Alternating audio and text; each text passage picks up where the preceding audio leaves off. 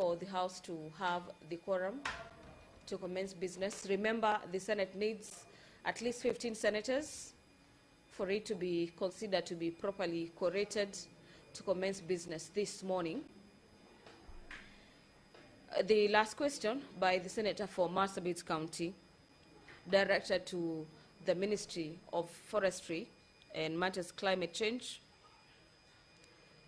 The Senator wants to understand whether the ministry has undertaken or reviewed any specific assignments on the visibility of Prosopis juliflora for the alternative uses, and if so, what are the findings or the outcomes for such initiatives, including any ongoing or planned community-based projects that align with ecological restoration. This is the involvement of the communities in Marsabit County to propagate the agenda of ecological restoration.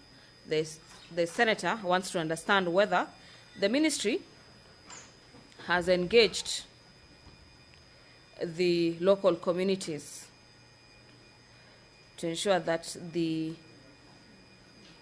ecology of the area has been restored,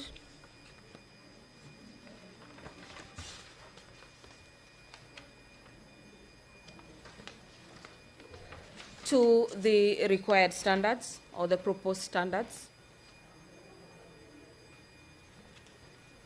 As we wait for the quorum to be attained at the Senate, after which the production unit will be handing you over for this live broadcast of the Senate.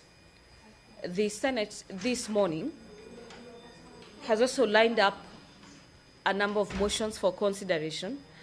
Among them is a report of the liaison committee on the activities and the operations of the select committees during the third session of the House. The chairperson liaison committee will be seeking to have the Senate note the report of the liaison committee on the activities and operations of the select committees during the third session of the Senate, and this is in line with the House Standing Orders, Standing Orders number 224, subsection 2 of the Senate. The report of the parliamentary delegation to the 2024 Joint United Nations Interparliamentary Union, these being parliamentary hearings that were held at the United Nations headquarters in New York, in the United States of America from the 8th to the 9th of February 2024, is equally a motion lined up for consideration this morning. This is a motion by Senator Veronica Maina. Allow me to hand over back to the chamber. Kindly call the first order. Order number 1, administration of oath. Order number 2, communication from the chair. Order number 3, messages. Order number 4, petitions. Order number 5, papers. Order number 6, notices of motion. Order number 7, questions and statements. Now, Honorable Senators, we have 4 questions this morning. Cabinet Secretaries this morning. The CS in charge of Youth Affairs and the CS in charge of Environment and Climate Change and Forestry.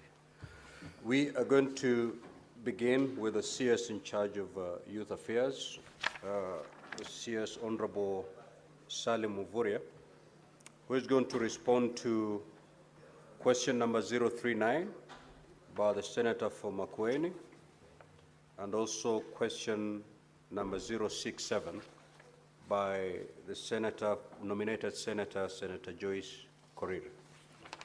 Clerk, kindly confirm that CS Muvuria is within the premises of Parliament, and more particularly in the chamber. Now, Honorable Senators, we're going to take at most 25 per question so that we save on time.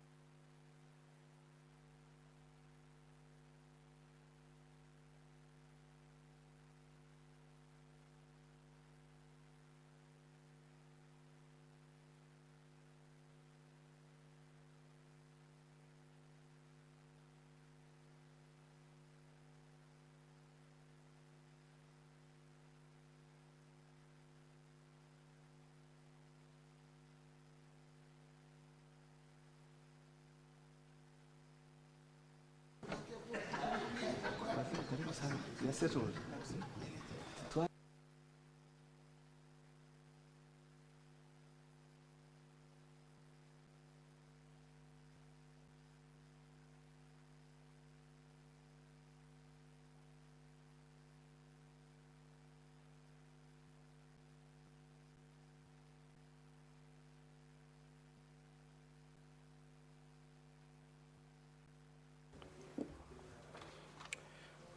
Welcome, CS, to the Senate.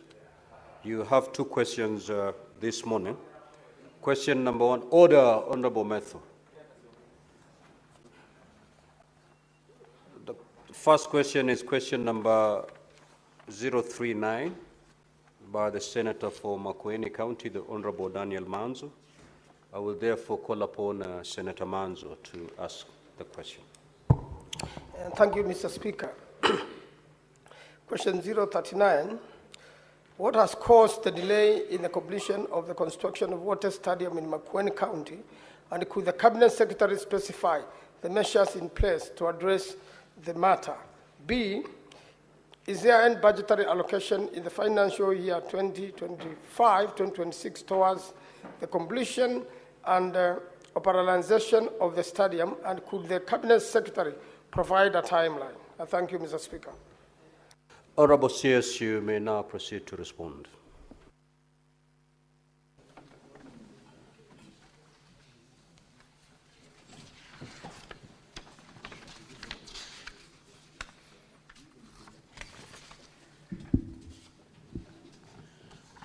Thank you very much, Mr. Speaker, and members of the Senate for the opportunity to come back here and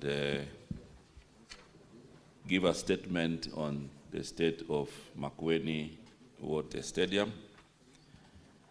And allow me, Your Honor, to read my statement. I'm honored to provide to the Senate Business Committee a statement detailing the causes for delay in the completion of water stadium in Makwiny County. Further, I will elaborate on the specific measures implemented to address this matter in accordance with the letter referenced dated June 2025. The mandate of the State Department of Sports is guided by the Executive Order number 1 of 2025.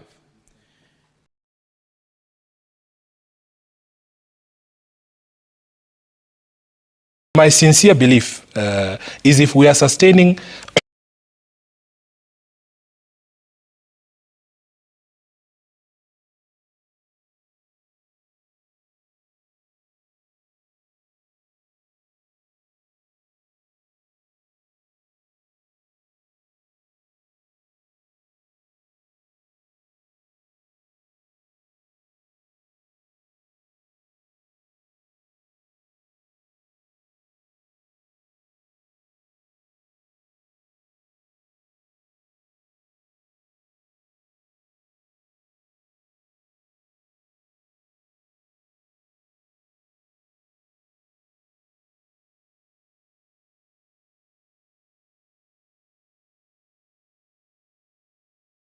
on 2027 are ongoing, with completion anticipated between December 25 and June 2026.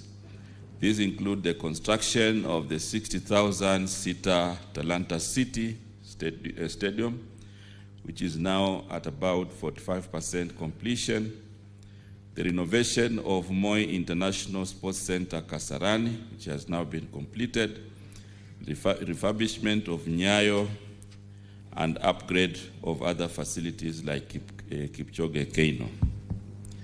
The Moi International Sports Center Kasarani, with a seating capacity now of 55,000, will serve as the primary competition venue for CHAN 2024 matches. Associated training facilities comprise Nyayo National Stadium, Ulinzi Sports Complex, Police Circle, and Utalii Sports Ground. The State Department, through the Kenya Academy of Sports, is also undertaking the first phase of establishment of 37 constituency sports academies. The academies are earmarked to promote the identification and development of sports talent at the grassroots level. The sports academies target various learning institutions and community grounds as centers for talent search and development. The protection of athletes' fundamental rights to participate in doping-free sports, promoting good health, fairness, and equality remains an ongoing priority. The government, through the anti-doping agency of Kenya, is committed to this by implementing an enhanced program for testing, education, and enforcement. The ministry is engaged in a comprehensive review of the National Sports Policy and the Act, and consultative engagement with stakeholders were finalized in June, and efforts are now concentrated on the validation of these instruments prior to their official approval. Following the completion of these stages, the ministry intends to proceed with the formulation and adoption of a national sports strategy to inform the long-term implementation of programs within the sports sector. Wote Regional Stadium in Makwiny County is a national government project, and it was envisioned to be a FIFA Category 3 stadium. It was designed to accommodate 15,000 spectators, and the stadium was to be constructed in phases. Phase 1 scope was constructed at a cost of $299 million. The Makwiny County government has collaborated with the ministry to monitor the stadium's progress, which currently stands at around 70% of its original scope.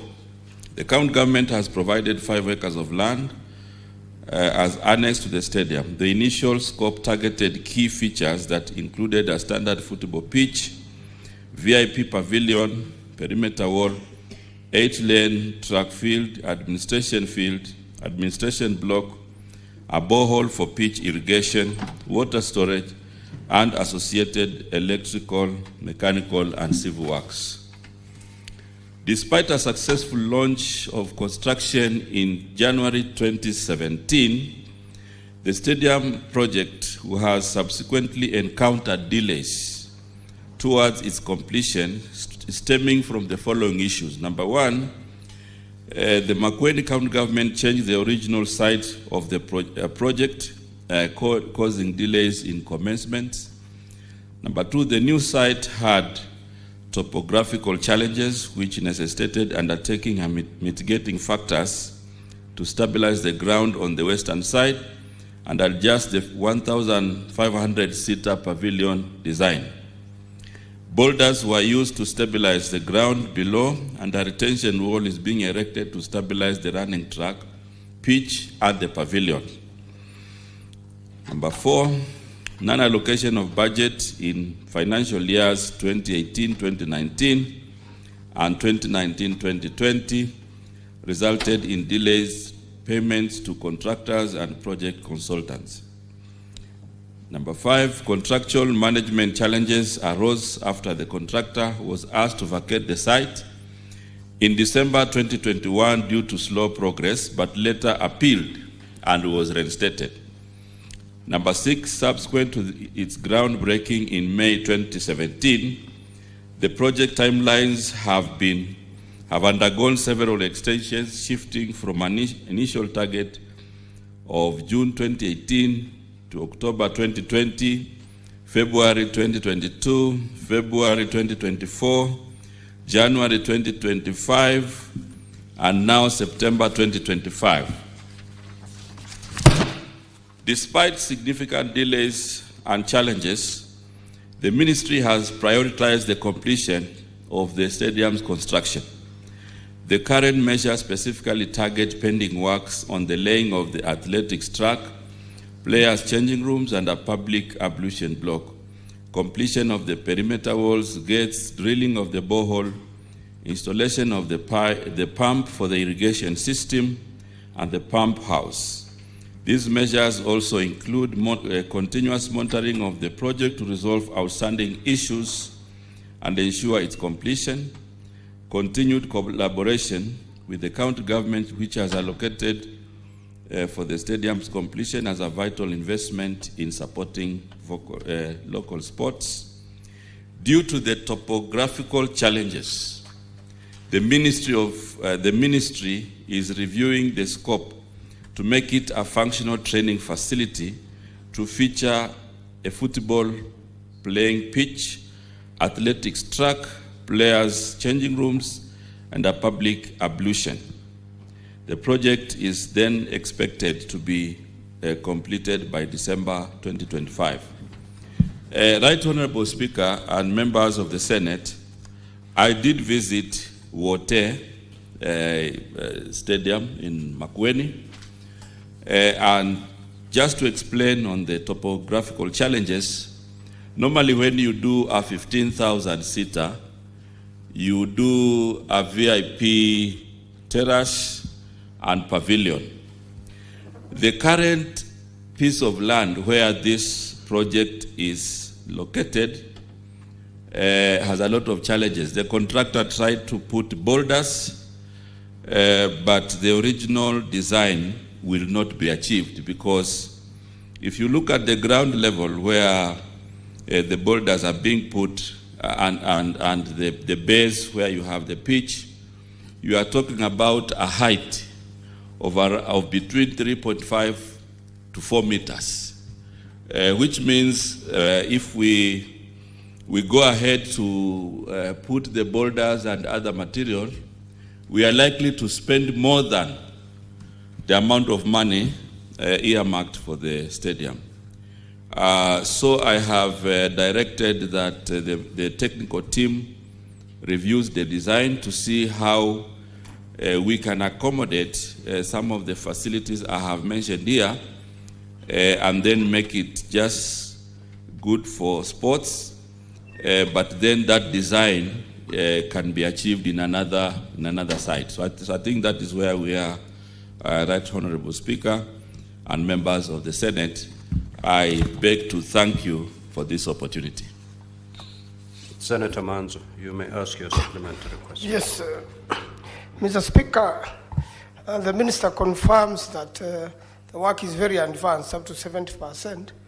And Mr. Speaker, I'm asking him, Makwiny, Wotembi under 2 hours drive, could it not be one of the stadium you could use for AFCON training during the sports in 2027? And secondly, he has not answered my B, what is his budgetary allocation this year, and when does he intend to complete the stadium? You may proceed to respond, Honorable CS. But Senator Manzo, I thought the CS said it intends to complete it by December 2025, unless you are not allowed. Proceed, Honorable CS.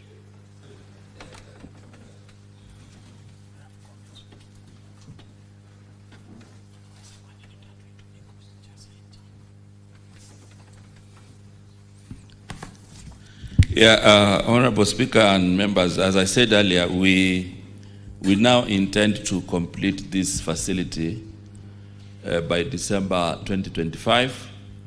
However, I want to mention here that the original design that we do for 15,000 seater cannot be achieved on that site, because the western side of the pitch, and I've been there, Honorable Senator, I've visited there.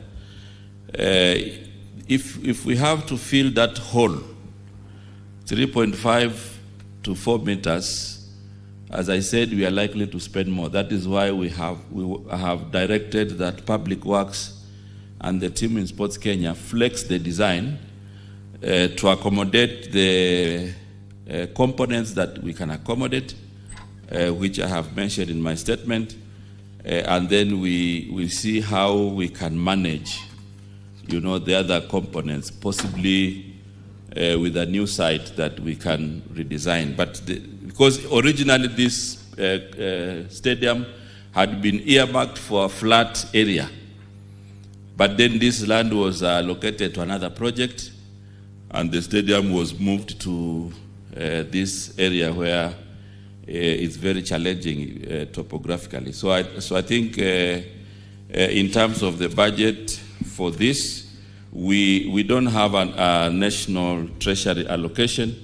However, through Sports Kenya, we pay the certificates as we arise, because we have allocated, we have a total of around 5 billion of stadium investment that we normally flex within it. So it is part of the priority projects in our list, and it is part of the projects that we have earmarked to be paid through the sport fund.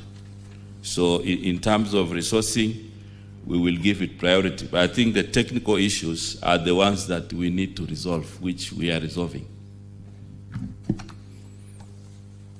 Honorable CS, the third question was, now that Wote is under 2 hours from Nairobi, would you have it as one of the training grounds during AFCON 2027? In terms of being a training site for Chan, it is not, as of now, it is not one of the fields that have been identified for AFCON. However, depending on the progress that we will make and the assessments that we will be making going forward, we will see whether that will be a possibility. But now it is not. It is not earmarked for Chan or AFCON, because Mheshimiwa is not just about the distance from Nairobi, but there are other issues that we look at for a training field for these kind of tournaments, including issues of accommodation for players and other standards provided by CAF. So right now, Wote has not been assessed for this kind of tournaments. However, we want to speed up completion. We want to resolve the technical challenges and make it ready, for other sporting activities. Thank you, Honorable Speaker. Senator Bone. Mr. Speaker, His Excellency Mvurya gives a fresh order to Cabinet. Mr. Speaker, because wherever he has been, he has performed. The country was very happy to see you, Minister, when you are handing over Kasarani, and the country truly appreciates the role of sports in our lives. Minister, with the flexible 5 billion shillings, why is it that Bukhungu Stadium, which was part of the centers that was earmarked for Chan and AFCON, has stalled? In fact, this morning, the people of Kakamega are waiting for you to explain why you went and destroyed the upgrading of the stadium that had been done by Governor Oparanya, and now even little things like school sports cannot take place from Bukhungu. Senator Wambua.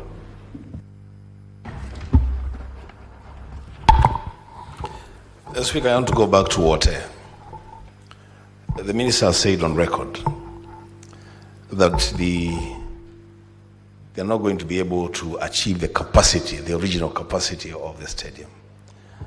I would have wanted to hear from him telling us and the people of Wote what will be the capacity of the finished stadium that they're going to do, and now that the capacity will be smaller, has that had an impact on the final budget for that project? Does it mean then we'll spend less to achieve that project? I thank you, Speaker. Senator Cherio, the majority leader. Thank you, Mr. Speaker. I also want to ask a supplementary question to the Minister. About 2 years ago, the people of Kericho hosted the national celebrations at the Kiprugut Chumo Stadium. And Mr. Speaker, there was a promise by the government that though it was not completed due to the exigencies of time and budgetary constraints at that time, that at a particular point in time, that stadium will be built to the expected standard. It's now been 2 years, and since the day the contractor left site 2 years ago, no improvement works have been done on that particular stadium, which is a stadium named after Kenya's first Olympic medalist in 1962 in Mexico. And Mr. Speaker, we find that to be completely unfair, given that when the government visited Kericho, we played very good host. Could the minister tell us if there is any mistake that we made during hosting them that has made the government flee from that stadium and has never come back again? And if there is no mistake, then when do they intend to come and complete the stadium? I thank you. Senator Faki. Asante Mheshimiwa Spika kwa kunipa fursa hii. Mheshimiwa Waziri, Mombasa na Pwani kwa jumla haina stadium yoyote ambayo yaweza kuhost hata mechi ya Gor Mahia na FC Leopard kwa sasa. Mombasa Municipal Stadium, kaunti ya Mombasa walijaribu kujenga mwaka 2018-19, lakini ikakwama kwa masuala ya COVID ilipoingia. Na hapa Senate tulipitisha resolution mwaka jana kwamba kaunti ya Mombasa ipewe conditional grant ya bilioni 1 na milioni 200 ili kuweza kufanikisha ujenzi wa stadium hiyo ya Mombasa. Na mpaka leo Mheshimiwa Waziri, hatujapata mwelekeo wowote kuhusiana na kama hizo pesa zitatolewa kwenye sports fund ama hazitatolewa, na kama hazitatolewa serikali na mpango gani kuweza kuhakikisha kuwa Mombasa inaweza kupata stadium ambayo ni ya kimataifa, ambayo inaweza kusaidia kuinua vipaji vya vijana na vile vile pia kuandaa michezo ya hali ya juu ambayo itasaidia kuinua uchumi wa kaunti ya Mombasa na Pwani kwa jumla, na vile vile pia kujenga vipaji vya vijana ambao wengi wanatarajia kupata fursa ya kucheza mpira wa kimataifa. Lakini kwa kuwa hakuna stadium katika maeneo yao, azma zile ama nia zile zinakushia bila ya kuweza kufikiwa. Asante Mheshimiwa Spika. Senator Seki. Thank you very much, Honorable Speaker.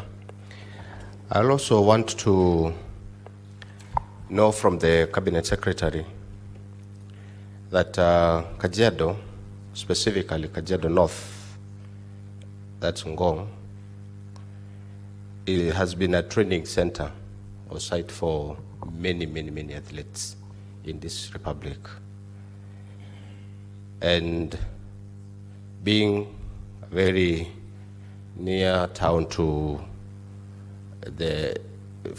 Nairobi, we thought it would be a very good site for even a sports academy. Could the Cabinet Secretary tell this House if there's any plan for Kajiado County, particularly Kajiado North, being a site for training and particularly for athletes this republic, if there is any plan for this county to benefit from the county or even from the government itself? Thank you very much. Senator Sifuna. Thank you, Honorable Speaker. As you know, I am an unacknowledged patron of the Kenya Lionesses 15s team. Honorable Speaker, can the CS confirm to this House, because we saw him taking photographs with that team and a dummy check of 2 million shillings. Up to today, Honorable Speaker, that team has not received that money. Can the CS confirm why that check has not been cashed up to today? Thank you, Honorable Speaker. Senator Wakoli.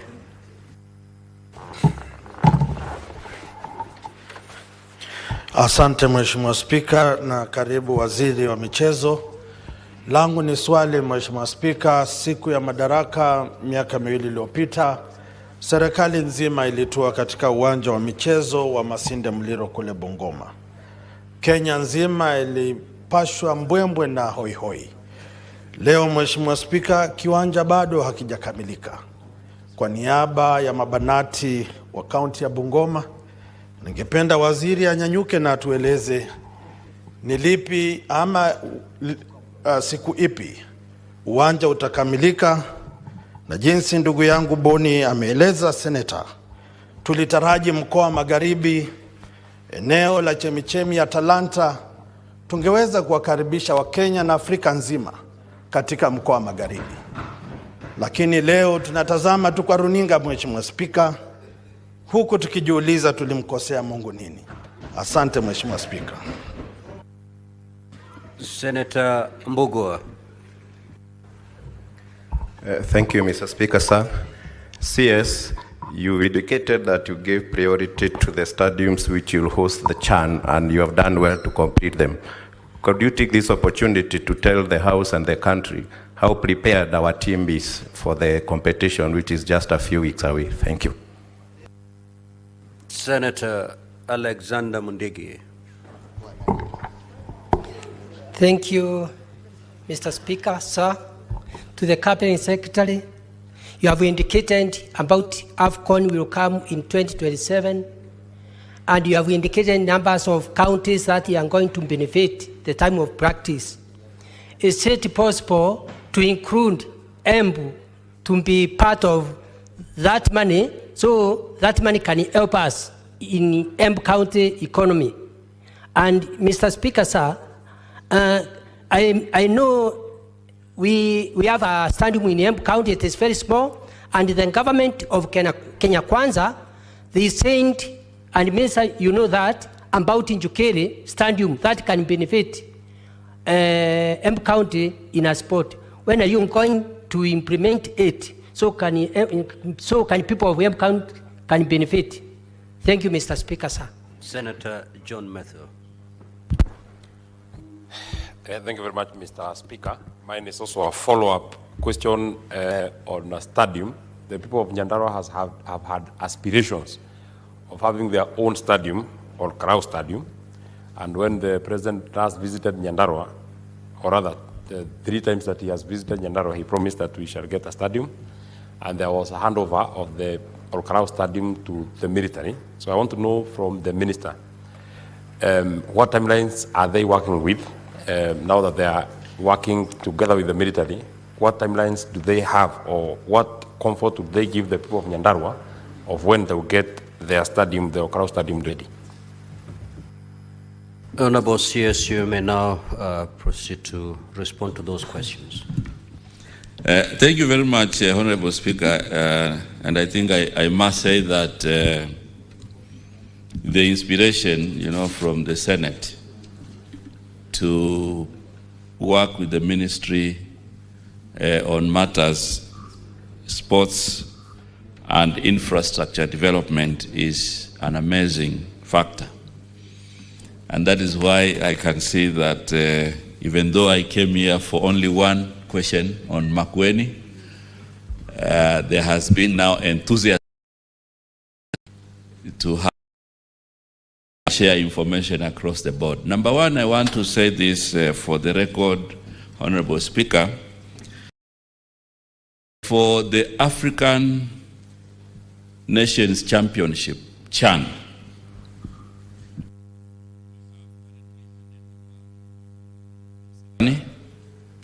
and Kasarani now, for those who know, it's a completely new facility with changing rooms, with a canopy, with seats, with a good pitch, with screens, and many other facilities that had been earmarked as part of the standard. So we have fully completed this. And in addition, we have 2 training grounds annexed to Kasarani. We have Annex 1 and Annex 2. which are training grounds for CHAN. We have equally taken over Nyayo National Stadium, which is now complete as per the CHAN requirements. However, after CHAN, we will embark on doing a canopy in Nyayo Stadium and also complete the other work related to athletes. We have equally handed over Ulinzi for training and police stadium, police circle stadium for training, which will also upgrade immediately after CHAN for other facilities.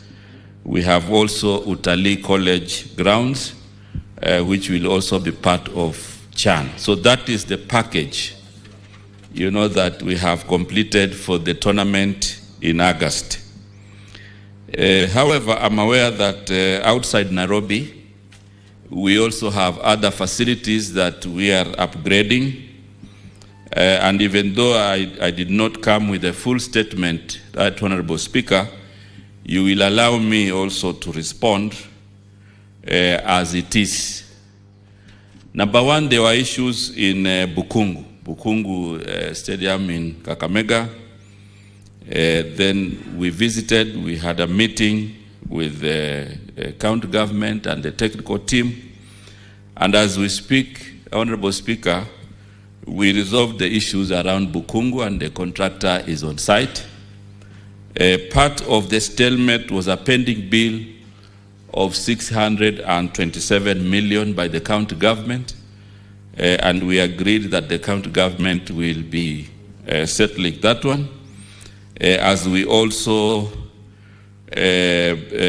manage the 1.5 billion part of the spending that we'll do in Kakamega. So Bukungu now, the contractor is on the ground. In fact, I just saw a certificate last week and we have paid, and therefore he should continue. And we will be monitoring, we will hasten implementation so that this becomes part of the AFCON grounds in 2027. The water, coming back to makwiny, what the field now will accommodate is around 5,000 capacity. Because of the other challenges I mentioned, it cannot hold 15,000. And therefore in makwiny, we will also find another place where we can do a 15,000 seater stadium. But because this is a project which was started in 2017, we will endeavor to complete it to, you know, accommodate food with the capacity of 5,000, just to make sure that we accommodate, you know, the challenges that we have found on the ground. I also know that in Kericho,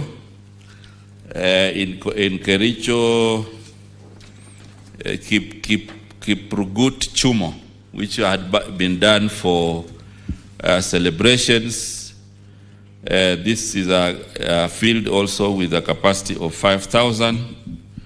And when we checked the other standards, we realized that other standards cannot be accommodated, especially matters athletics.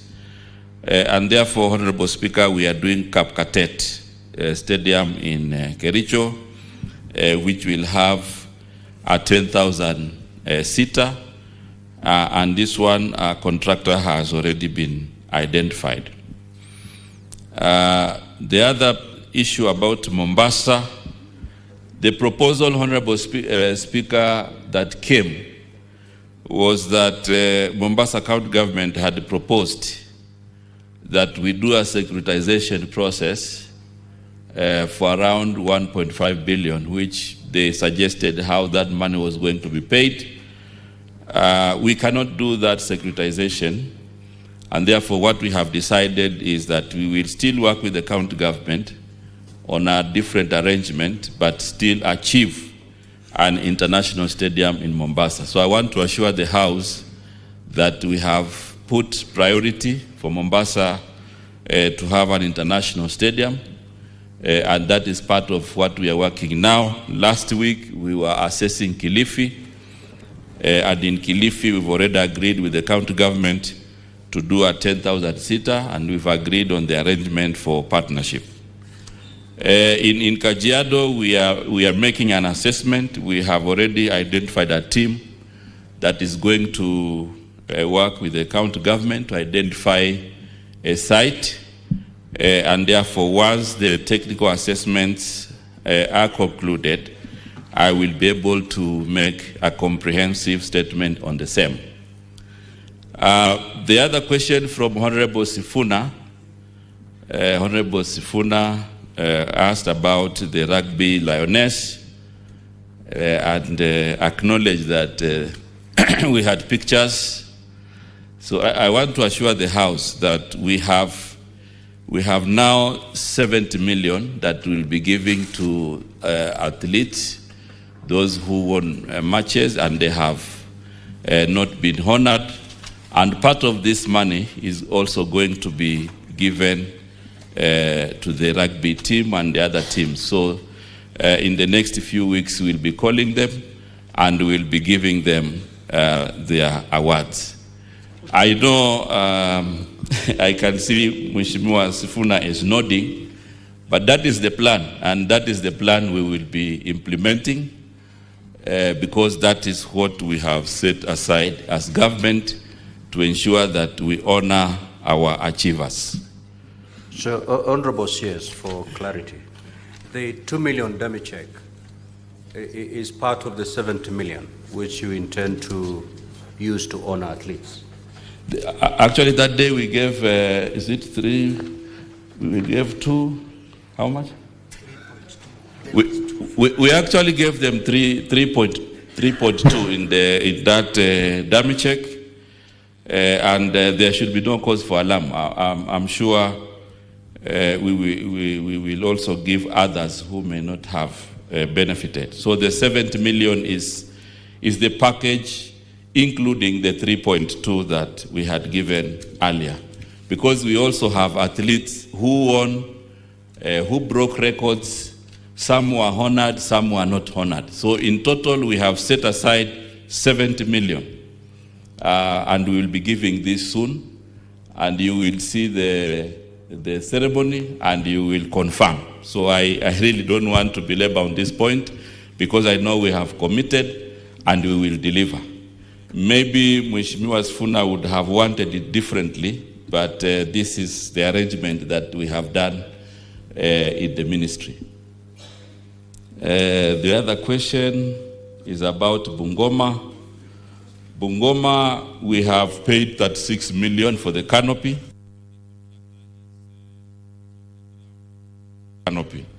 Because we agreed that we also do canopy for Bungoma, and the contractor is on the ground. We have just paid that 6 million for him to continue. Now, in terms of preparation for Harambee Stars, we are very confident. The team is already in the camp. We have supported them. They have a good technical bench. They have a good head coach, and therefore preparation for the team is ongoing. And we are in touch to ensure that we do whatever we can do to support them. And I want to use this opportunity to rally the Senate and to rally all Kenyans, to ensure that we support our team, Harambee Stars. In Embu, I know we have a stadium there. We are now doing the changing rooms in the Embu Stadium, which was done for celebrations, but now we are embarking on making sure that it can comply for matters sports. So we are currently doing the changing rooms. On the other one, Njukiri, Kajiado I have mentioned. I can see Senator things I have skipped. I said we are making their technical assessment and identifying. You've already stated the issue. So Meru, that is Embu, that is what we are doing. We're doing the changing rooms. And that is the current situation on the ground. In Nyandarua, the Olkalau Stadium has now been advertised. It's going to be done by the Ministry of Defense. And so that's the situation in Nyandarua. It's been advertised and it's going to be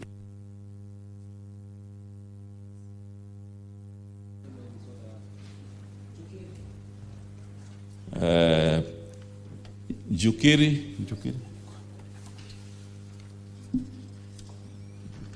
I think I responded on the M1. Jukiri is at the planning stage. Is still at assessment and design, but I think it's going to be a 10,000-seater stadium. So the Moi Stadium in Embu is done. Changing rooms are ongoing.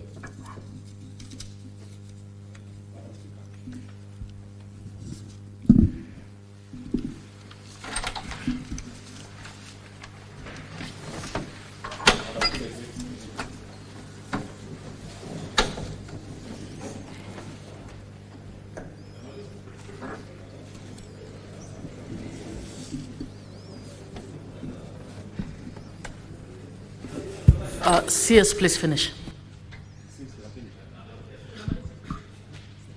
Yes, Madam Speaker, I have finished the supplementary questions that arose from the floor. Because away from the first question, we had an official statement. We also decided to respond on the ones that have come from the floor. Thank you.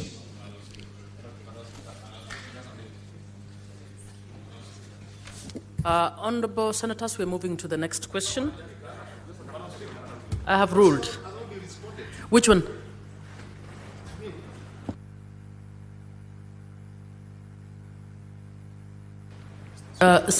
Please give Senator Q the floor. Madam Speaker, my question was very specific, and it was actually arising from what the minister said, that they have cut down on the size of the stadium.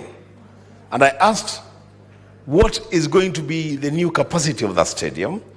And has that had an impact on the budget from the original design?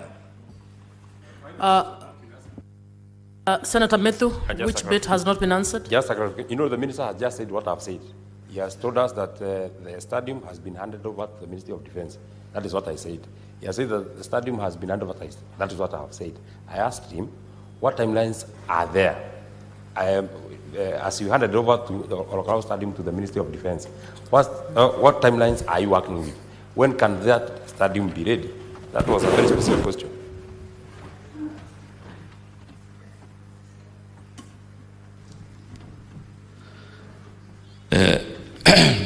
Mr. Speaker, allow me to restate my points as follows. Number one, I said the new capacity in Wote will be 5,000.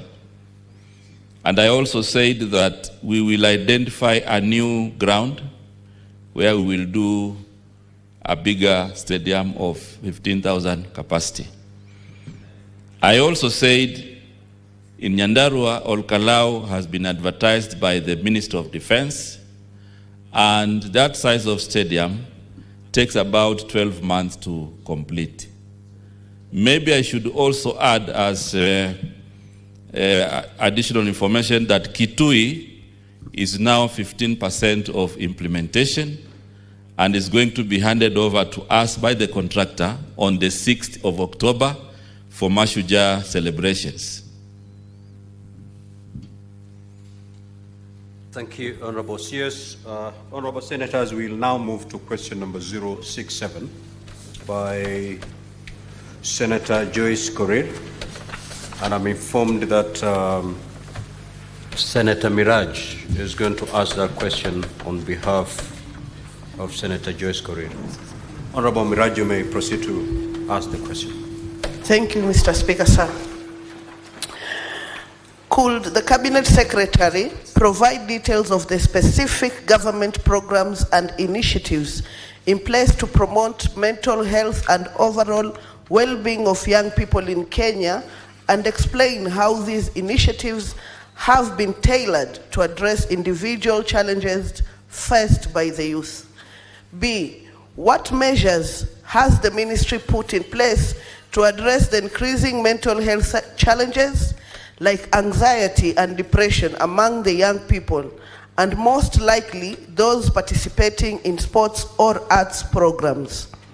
C, what approaches are being implemented to incorporate mental health support into youth-oriented sports and arts programs, and how can they access these services?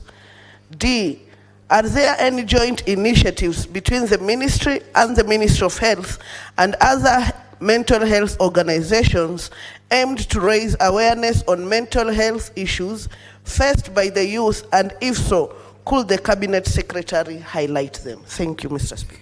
Honorable CS, you may now proceed to respond. Thank you very much, Honorable Speaker and members of the Senate. Mental health is a state of well-being in which the individual realizes his or her Honorable own... CS, just to save on time, Yep. start from page 3 with the last paragraph, so that we go direct to the question.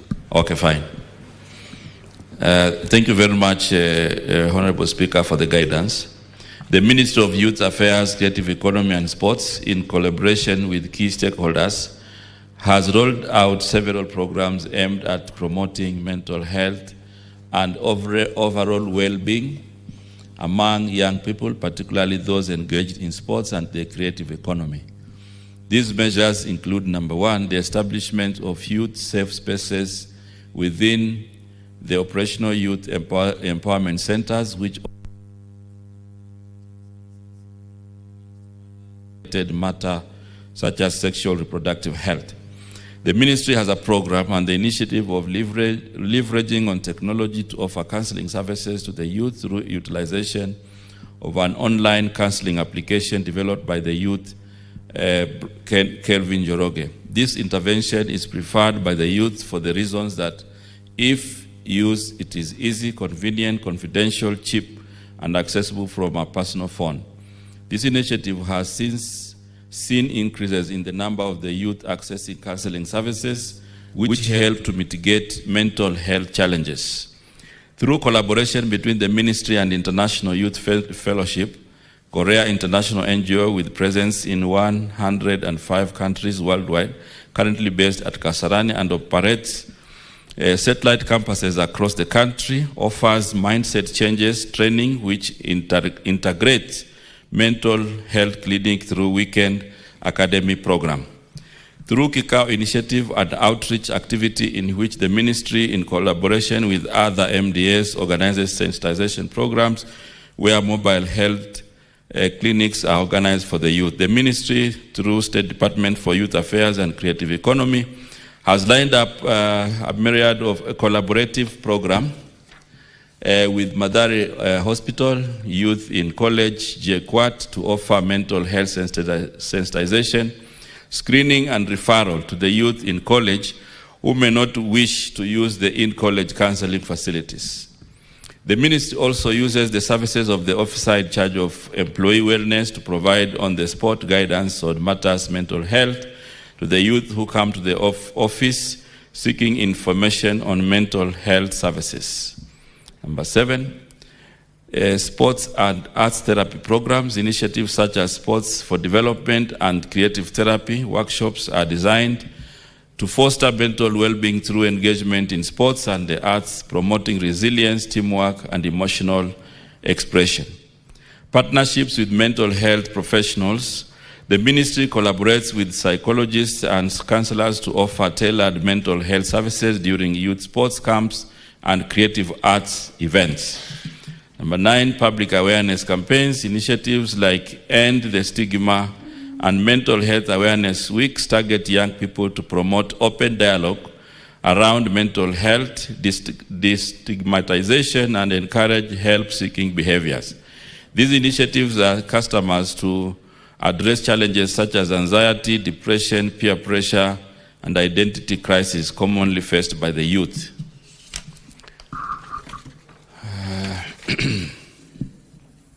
The ministry also has adopted a multifaceted approach, including embedding mental health services in youth centers and sports federations.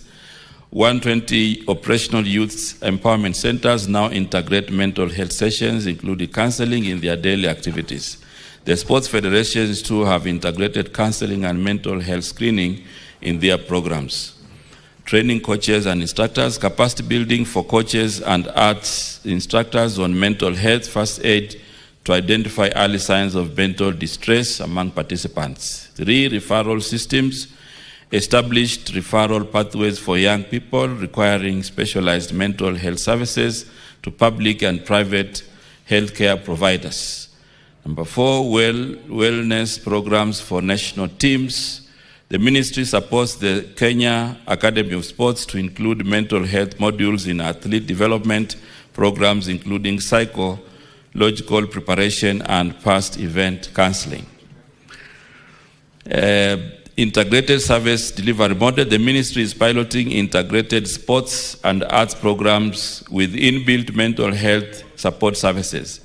These are accessible at county youth empowerment centers and during national events like the Kenya Youth Inter-County Sports and Cultural Association Games. Number 2, mobile counseling units. In partnership with NGOs, the ministry has deployed mobile mental health units to reach young people in remote areas during sports and arts events.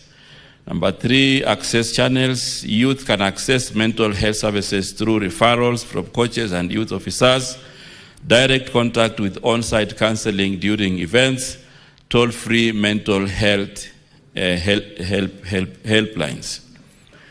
The other part of the question, the National Multisectoral Mental Health Action Plan 2021-2025, the ministry is a key partner in implementing the plan, which is led by the Ministry of Health.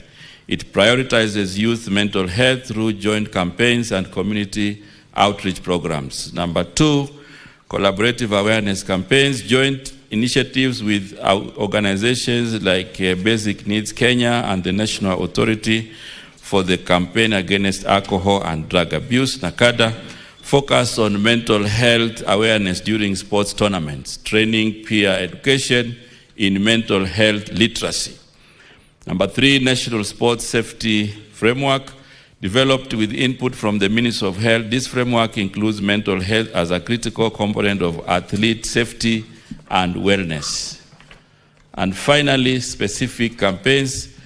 Mind Your Youth, our youth campaign. This is a joint program promoting mental health awareness in schools and community sports hubs. I beg to submit, Honorable Speaker. Thank you. Honorable Miraj, you may ask your 2 supplementary questions. Thank you, Mr. Speaker, sir, and I'd like to thank the CS for a well-elaborate feedback from the questions by Senator Joyce Korir. But for the supplementary, if I may put to his attention, due to the so many land-grabbing issues from our region, so many youth facilities, especially the ground. Which is your region, Honorable Miraj? Coast region. You have to state which is your region. Thank you, Mr. Speaker, sir. From the coast region, we have grounds like Kishada in Kisauni, Mende in Likoni, and Vexula in Likoni, where land grabbers are taking away the grounds from the youths. And this is increasingly adding up the numbers of our youths who are mentally unstable right now. You've spoken to a matter of sports in our schools to help in curbing the mental crisis that we are having from our youths. Can I put to your attention, CS, that most of the schools do not have playgrounds for them to go for sports. I don't know what measures you are taking, because as much as I can remember is that the president had put a task force and a fund to repossess grabbed land from the land grabbers. As a ministry and mental health in the picture, what are the measures you are going to take to safeguard the grounds that are being affected by major infrastructural programs by government and the land grabbers in our region. Thank you, Mr. Speaker, sir. Honorable CS, you may respond. Thank you very much, Honorable Speaker. I want to say that I acknowledge the question that has been put to me by Senator Miraji on matters land. And what we are doing as a ministry, we are working very closely with county governments, with the Ministry of Land, and also with Ministry of Education where schools are concerned, to ensure that, one, the grabbed land is repossessed, and number two, to also protect other pieces of land from land grabbers. So that is the effort that we are doing. And part of the program that we are doing on sports academies is part of that program where once we identify a place where we are doing an academy in a school, we also work with the other agencies to ensure that land is reclaimed, repossessed, and protected from grabbing. So we are working with other agencies of government on that matter. Senator Catherine Muma. Thank you, Honorable Speaker, for the opportunity to ask the CS a question. Thank you, CS, for your elaborate response to Senator Kore's question. Honorable CS, what you said sounds so good, but I would want to know where it is actually being implemented. In particular, I would want to know what programs you have in Nyakach sub-county, where I have been for the last 1 month. Honorable CS Nyakach in 2023 had teen and child pregnancy to the extent of 3,816. We have child mothers, we have young boys with a lot of mental health. We don't have any programs in that sub-county community. We don't even have any interventions.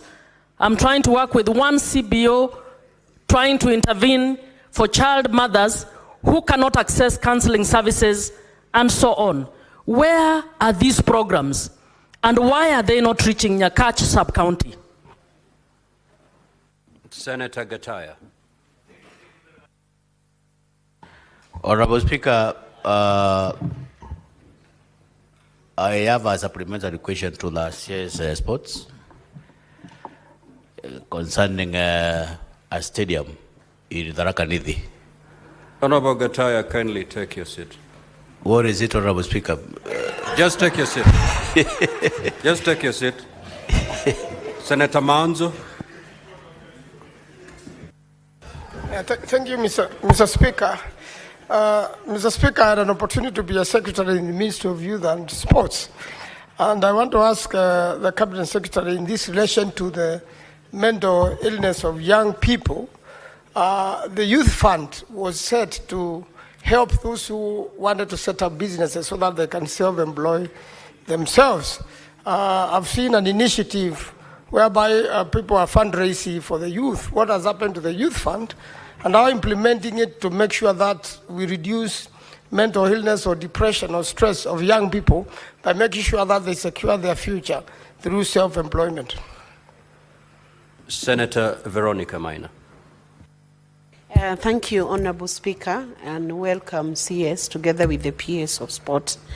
My question is in regard to promotion of mental health among the youth, and I would want to know what measures and efforts the Ministry of Youth Affairs and Creative Economy and Sports have put in place to facilitate conversation and dialogues to reconcile the emerging issues that have been raised by the youths who have been very dissatisfied and have been demonstrating, using the medium of sports and creative economy to enhance intergenerational conversations.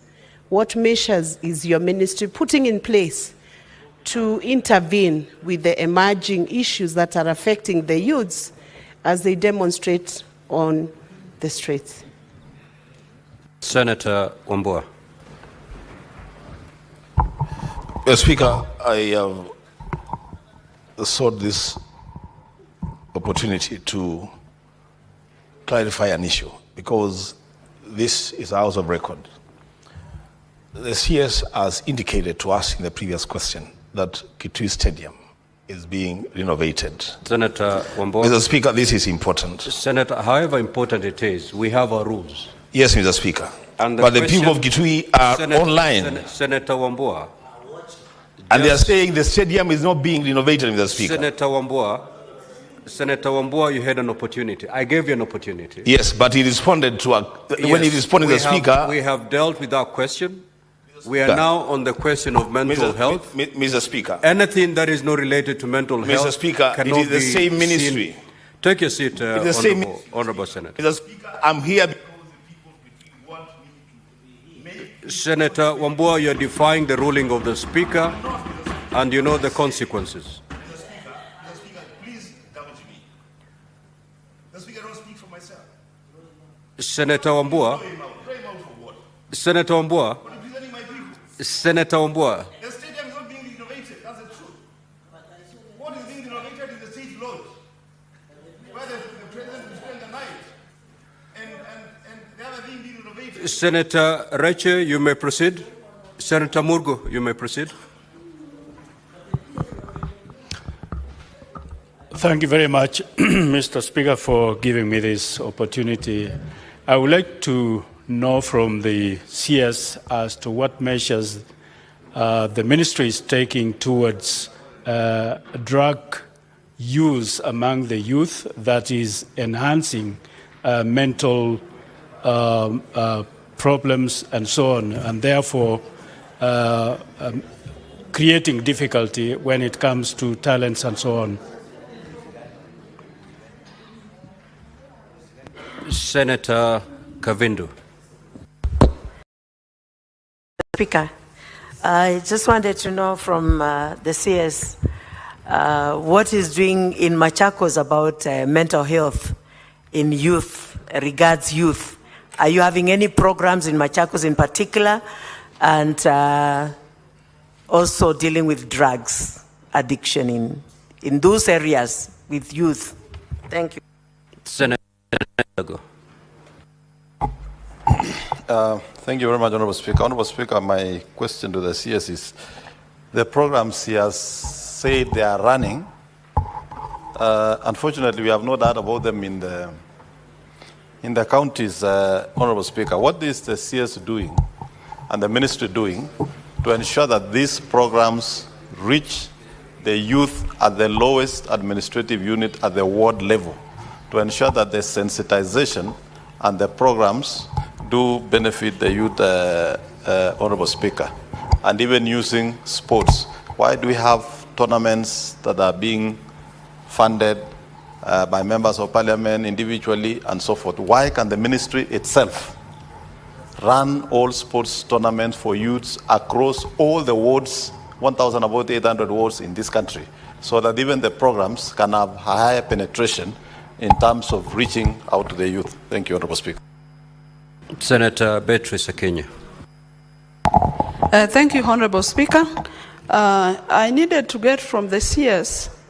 Bona CS, do you think we handled the Gen Z issue in last year well? And in your opinion, as a ministry, what are some of the innovative ways in which we could have attended to their outcries? Senator Newton. Thank you, Mr. Speaker. My question to the CS is on mental health for the youth. Exactly how does the ministry identify youths who have mental health challenges? And I ask that, Honorable Speaker, because what the youths have been going through in the last few months must have cost most of them challenges, seeing most of them killed and sometimes abducted. This must have caused a lot of mental stress and anguish. So how do you identify as a ministry youths that have mental issues, because we must prevent other than cure? Thank you, Mr. Speaker. Senator Chiranke. Thank you, Mr. Speaker. Sir, mine is on a follow-up on the issue of mental health among youth. Bwana Waziri, there were an issue that most of the young people that went on demonstrations, they were using hard drugs and substance abuse. As a ministry, there were allegations. Can you learn how the law operates, Senator Wambua? Mr. Speaker, you need to protect me. There were allegations that most of the young people, including the criminals and goons that were sponsored people known to Senator Wambua, were using hard substance and drug abuse. Senator Fernandez, just proceed to withdraw and apologize to your colleague. Yeah. Mr. Speaker, I say best known to him. But I withdraw and apologize. I withdraw and apologize so that we make progress. Mr. Speaker, I really wanted to find out the assessment of the Ministry of the Youth and Sports, whether some of the innovative agenda of addressing the grievances raised by the young people is part of making sure that there is mental wellness, Mr. Speaker, because we did pass the mental health bill in this floor of the House. I thank you, Mr. Speaker. Honorable CS, you may now proceed to respond. Honorable Speaker, I must agree that the questions are very many. But I want to assure you I will respond to all of them, including the one that I had already responded to from the Senator of Kitui. I was in Kitui last Wednesday.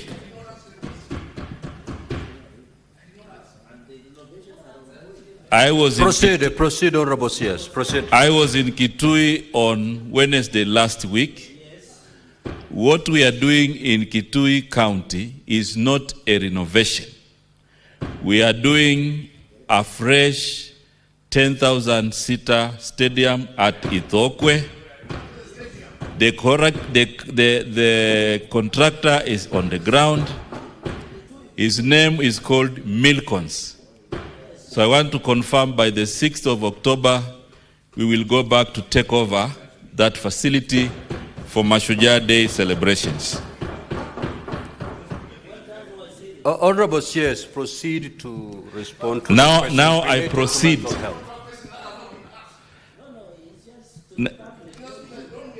Now I proceed to respond to the other questions because I had to set the record straight on that matter, Mr. Speaker.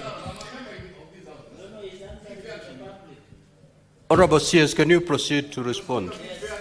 Honorable Senator for Kitui, you're out of order, and I'm giving you a first question. Proceed. Okay.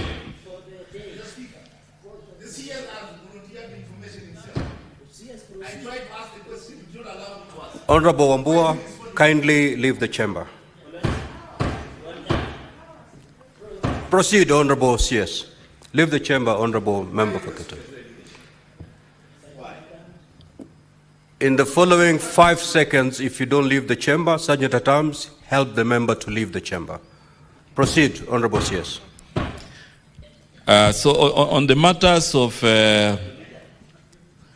mental wellness, which in most of the questions they have been combined with other general issues, I want to state that the ministry is not working alone on these matters. We are working with other government agencies, for example, on matters to do with drugs and substance abuse. We are working with NACADA and also the Ministry of Interior to identify and also to have remedies to address these matters. Number two, there was an issue in Nyakach.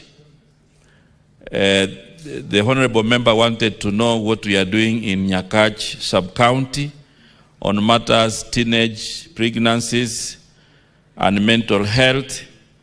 Honorable Speaker, I want to state that currently I did come with data for Nyakach, but I want to confirm that this is As sub-county, we will also check the statistics and work with the agencies in that area to know the numbers, and then we address them. So plugging our next intervention.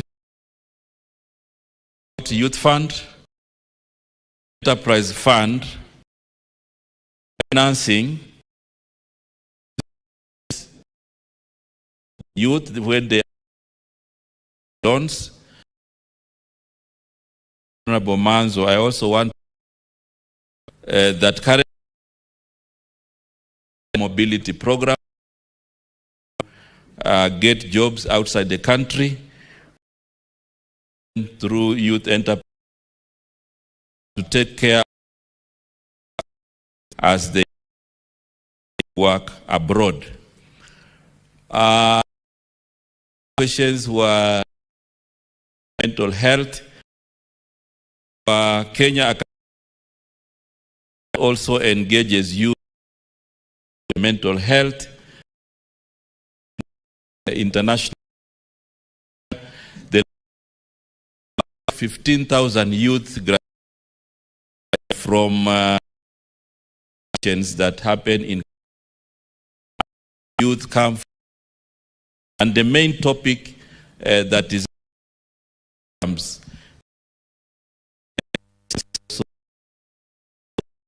so this is a program we are international NGO, and it is touching on almost all counties. So it's only that we have a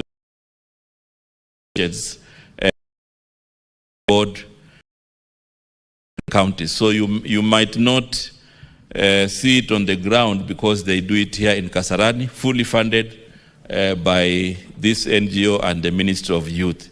And we have agreed to extend this program to even the lower levels in our county. So we are working together with this NGO.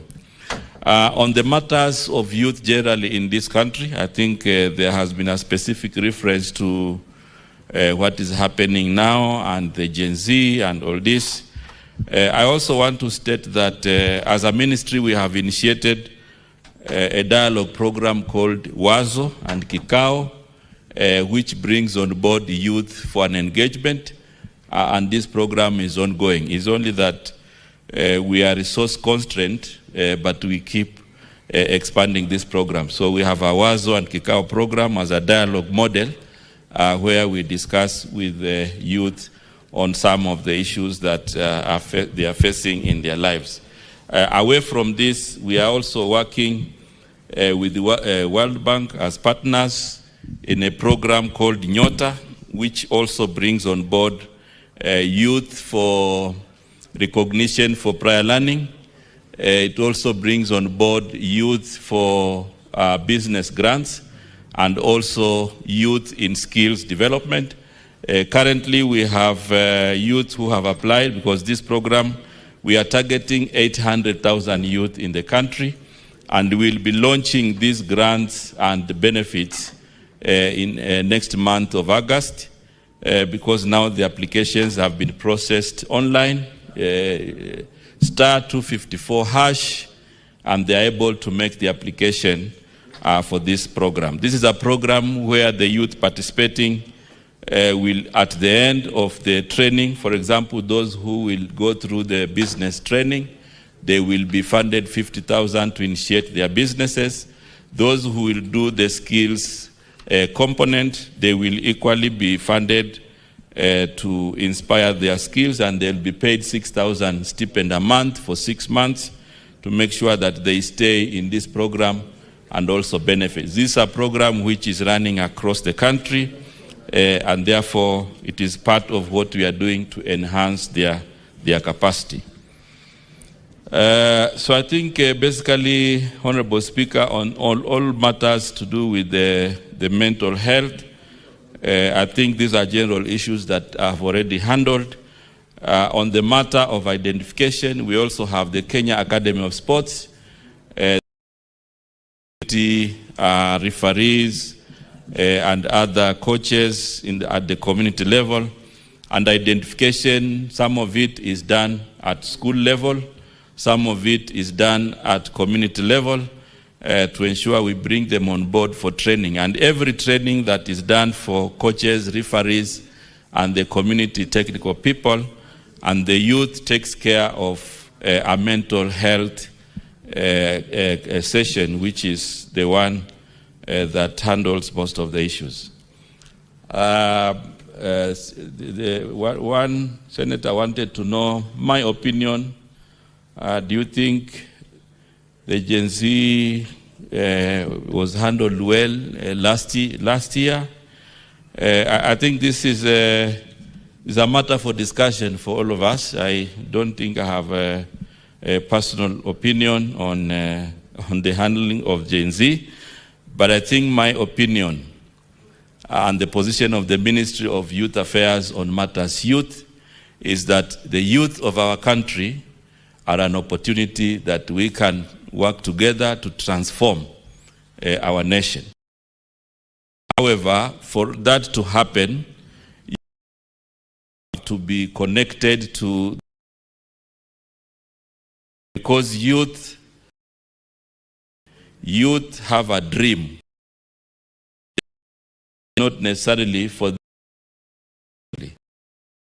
It's for them to use their skills and inspire their all in non-government with young people to create an enabling environment. So anything that is getting this, and that in the we have also challenge with the for athletics from April, for example, participate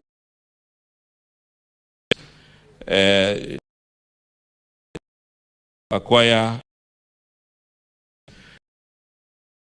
100 million, silver from million to 1 million. Commonwealth, 500,000, silver to 1.2, and so these are the new rates. Olympics, win gold, reward 500,000 from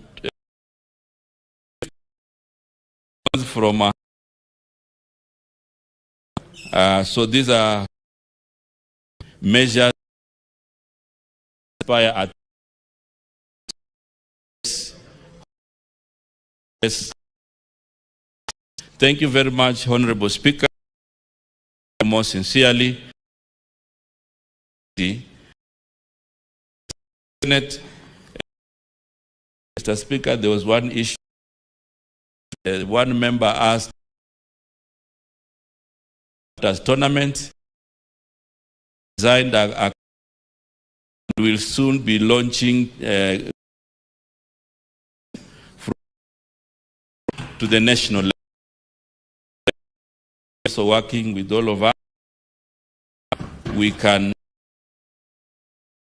youth on the ground from the ward level to the where then participation of very key, and I'm sure where you tournament they are not sustainable, so we will be working with you in this new arrangement. Thank you very much, Mr. Speaker and Honorable. Thank you. You are now free to leave to attend to other duties. Thank you. Clerk, you may now usher in the CS in charge of environment and climate matters.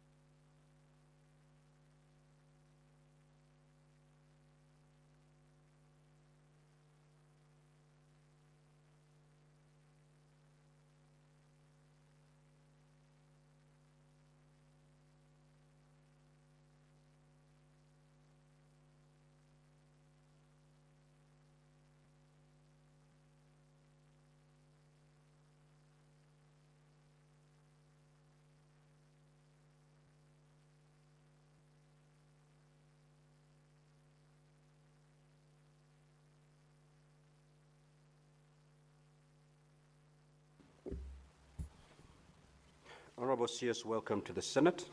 Now you're here to respond to question number 086 by the Senator from Murang'a County, and also question number 091 by the Senator from Marsabit. We will proceed with question number 086. Honorable Senator from Murang'a, kindly ask your question. Thank you, Honorable Speaker. These are my questions, or my question to the Honorable CS. One, could the Cabinet Secretary explain why dumping of waste has been allowed to continue at an illegal site located at Mukara Junction, Muguru Ward in Kangema, Murang'a County, a site originally excavated by Lee Construction Limited during the construction of the Ngunyi, Kefango, Mukarara Road in 2018. B, what immediate measures has the ministry put in place to address illegal dumping, particularly at sites obstructing public infrastructure, as the one near the county slaughterhouse and Tambaya village in Kangema, Murang'a County? And C, what long-term waste management and monitoring strategies does the ministry have to prevent environmental degradation and public health risks in residential areas across the country? I thank you, Honorable Speaker. Honorable CS, you may now respond. Thank you, Honorable Speaker, and honorable members for according us time to give answers to the concern. I would like to respond as follows. The solid waste disposal site at the Mukarara Junction in Kangema town is a county government of Muranga's designated dump site for the solid waste generated from the town. Before the site was designated as a solid waste disposal site, it was an abandoned road construction material borrow pit. Designation of sites for solid waste disposal in the country is done by county governments. It is guided by the understanding that counties have no proper solid waste management facilities like landfills and material recovery facilities. The designated sites are required to start managing waste under agreed minimum requirements. The site is currently established, recognized, operated, and managed by the county government of Murang'a through the Department of Environment of the county government. It lies in a large public land estimated to be 200 acres. The management of the site, however, does not meet the expected standards. For example, there are no control measures to prevent dumping and spread of waste outside the disposal site. The site is not fenced or manned by county government officials.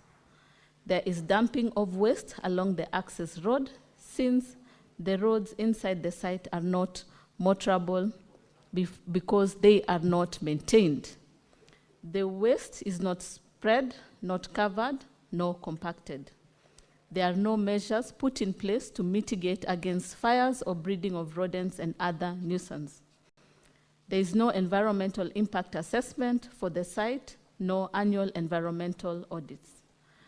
An inspection of the site was done by environmental inspectors from the National Environment Management Authority, and an improvement notice issued to the county government of Murang'a to improve on the management of the site. For question B, Honorable Speaker, the ministry, through the National Environment Management Authority, has issued several advisories to all the county governments and the Council of Governors on sustainable waste management. Some of the advisories include on 19th July 2024, where NEMA wrote to the county governors through COG advising counties to remove all wastes in undesignated sites and submit a zonation plan for waste collection and disposal areas. This is Annex 4, Management of Illegal Dump Sites. A reminder on the same was done on 30th August 2024, Annex 5, Reminder on Illegal Dump Sites. On 19th July 2024, a letter was sent to all county secretaries requesting them to ensure all waste is segregated, collected, and transported to designated waste handling facilities, Annex 6, advisory to the county governments. Specifically, the advisory requires the county governments to, number one, collect, handle, and transport waste and deliver it to facilities that are licensed and designated as per Section 7 of Environmental Management and Coordination, Waste Management Regulations of 2024, to establish waste management infrastructure to promote source segregation, collection, reuse, and set up material recovery facilities as per Section 9 of the Sustainable Waste Management Act 2022, waste transportation trucks not to carry mixed waste, reorganize existing dump sites to ensure there are separate reception areas for organic, general waste, residual waste from material recovery facilities, and landfill for unrecoverable waste. The reorganization will assist in reducing waste contamination and will enable recovery of valuables from waste. A reminder letter to all county governments was done on 18th June 2025, asking them to report to NEMA on progress made in reorganization of current dump sites to receive waste as per National Color Code. That is Annex 7, reminder letter on waste segregation. A public notice and letter to all waste transporters was done on 18th June 2025, requiring them to adhere to the National Waste Color Code and not to transport mixed waste. That is Annex 8, letter to transporters on waste segregation. On question C, Honorable Speaker, the ministry has put in place a number of waste management and monitoring strategies to prevent degradation and public health risks in residential areas. These include the following: licensing of facilities and waste transporters, where NEMA licensed waste transporters as well as waste treatment and disposal facilities as per Environmental Management and Coordination Waste Management Regulations of 2024. The issued licenses have conditions used to monitor the status of licensed facilities and transportation vehicles in order to maintain the set standards. Secondly, awareness program, where NEMA collaborates with county governments, including Murang'a County Government, on awareness aimed at changing public behavior with respect to management of waste at the household level, proper waste handling by waste handlers, that's transporters, aggregators, among others, and development of material recovery facilities. NEMA is actively involved in promoting and regulating material recovery facilities as required by Sustainable Waste Management Act 2022. NEMA has developed guidelines for establishing MRFs and is working with counties, including Murang'a County, to implement the guidelines. Various technologies, both manual and mechanical, are being promoted to separate different types of recyclable, like paper, plastics, metals, and glass, in order to ensure they are clean and ready for processing. Another way is the extender producer responsibility, where the Sustainable Waste Management, that is the Extender Producer Responsibility Regulations 2024, requires all producers to take care of the products introduced on the Kenyan market and waste arising therefrom.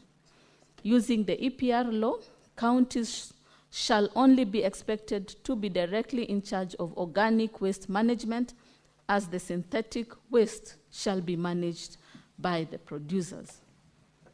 NEMA has started to educate and register producers of EPR. The producers are being held accountable for the environmental impact of their products throughout their life cycle.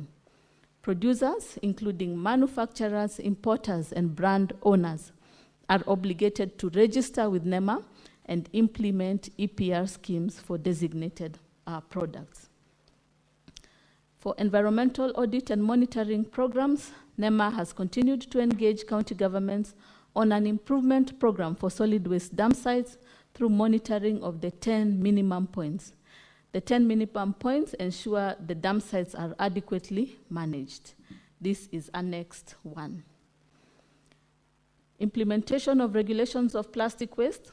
Plastic waste was identified as a very hazardous stream of waste that requires special attention, hence the enactment of the Environmental Management and Coordination, Management and Control of Plastic Packaging Materials Regulation 2024. And these regulations have established a framework for managing and controlling plastic packaging materials, promoting the use of environmentally friendly alternatives, and fostering recycling. NEMA has commenced enforcement of the plastic regulations. Honorable Speaker, the challenges in waste management at county level are several. We have challenges with counties which are at times adamant to undertake environmental impact assessment and annual environmental audits, making it very hard for NEMA to regulate. Counties are again adamant to license their waste transportation trucks with NEMA, and dump sites are neglected and have poor road networks, and this encourages illegal dumping. Counties are slow to embrace waste segregation at source and enforcement of the same, and there's lack of appropriate waste management infrastructure, such as material recovery facilities, recyclers, incinerators, and landfills. I submit, Honorable Speaker. Madam CS, I will allow honorable members who have got supplementary questions to ask, and Senator Cherargei is not in. Senator Esther Kinyuri. Honorable Speaker, it's my question. I have not asked for me to. Senator Nyutu, you will have your moment to do so. I appreciate that this is your question, and I am in the process of highlighting the members who have made requests to ask supplementary questions. And I was confirming that Esther Ekinyuri, just take your seat, Senator. You've got Catherine Muma, right? Senator Tabitha, Senator Kajwang, and lastly, Senator Beatrice Akinyi, in that particular order.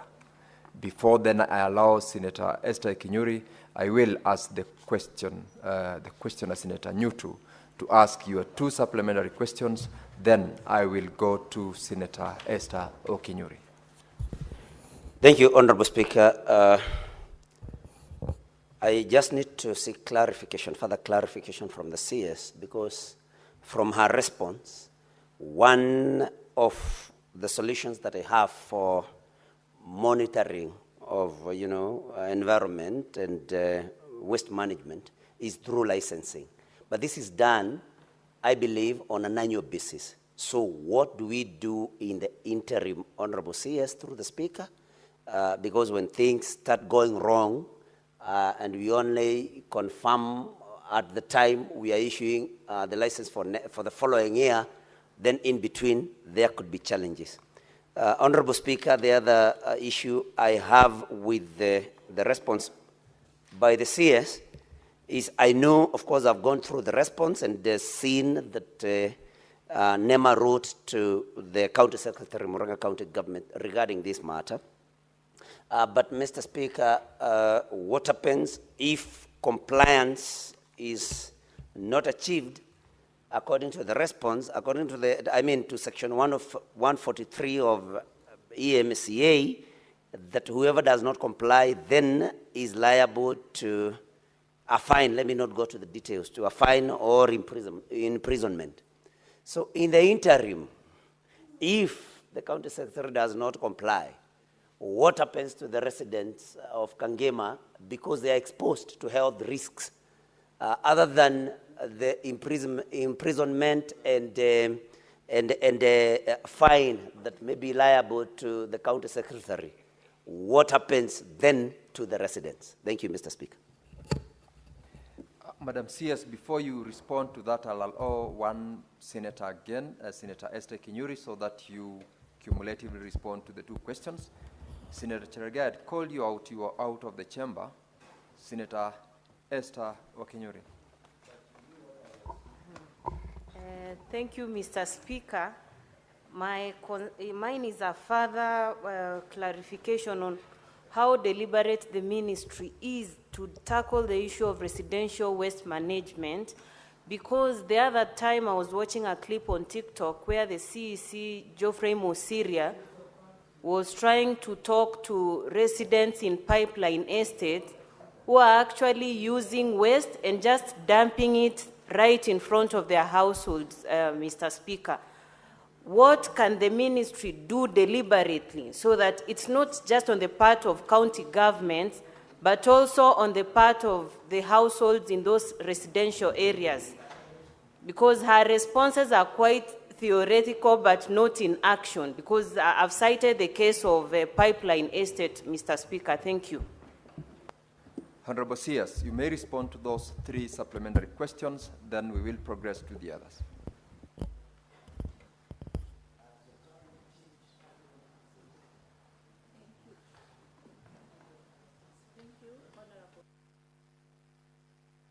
Give the CS the microphone, please.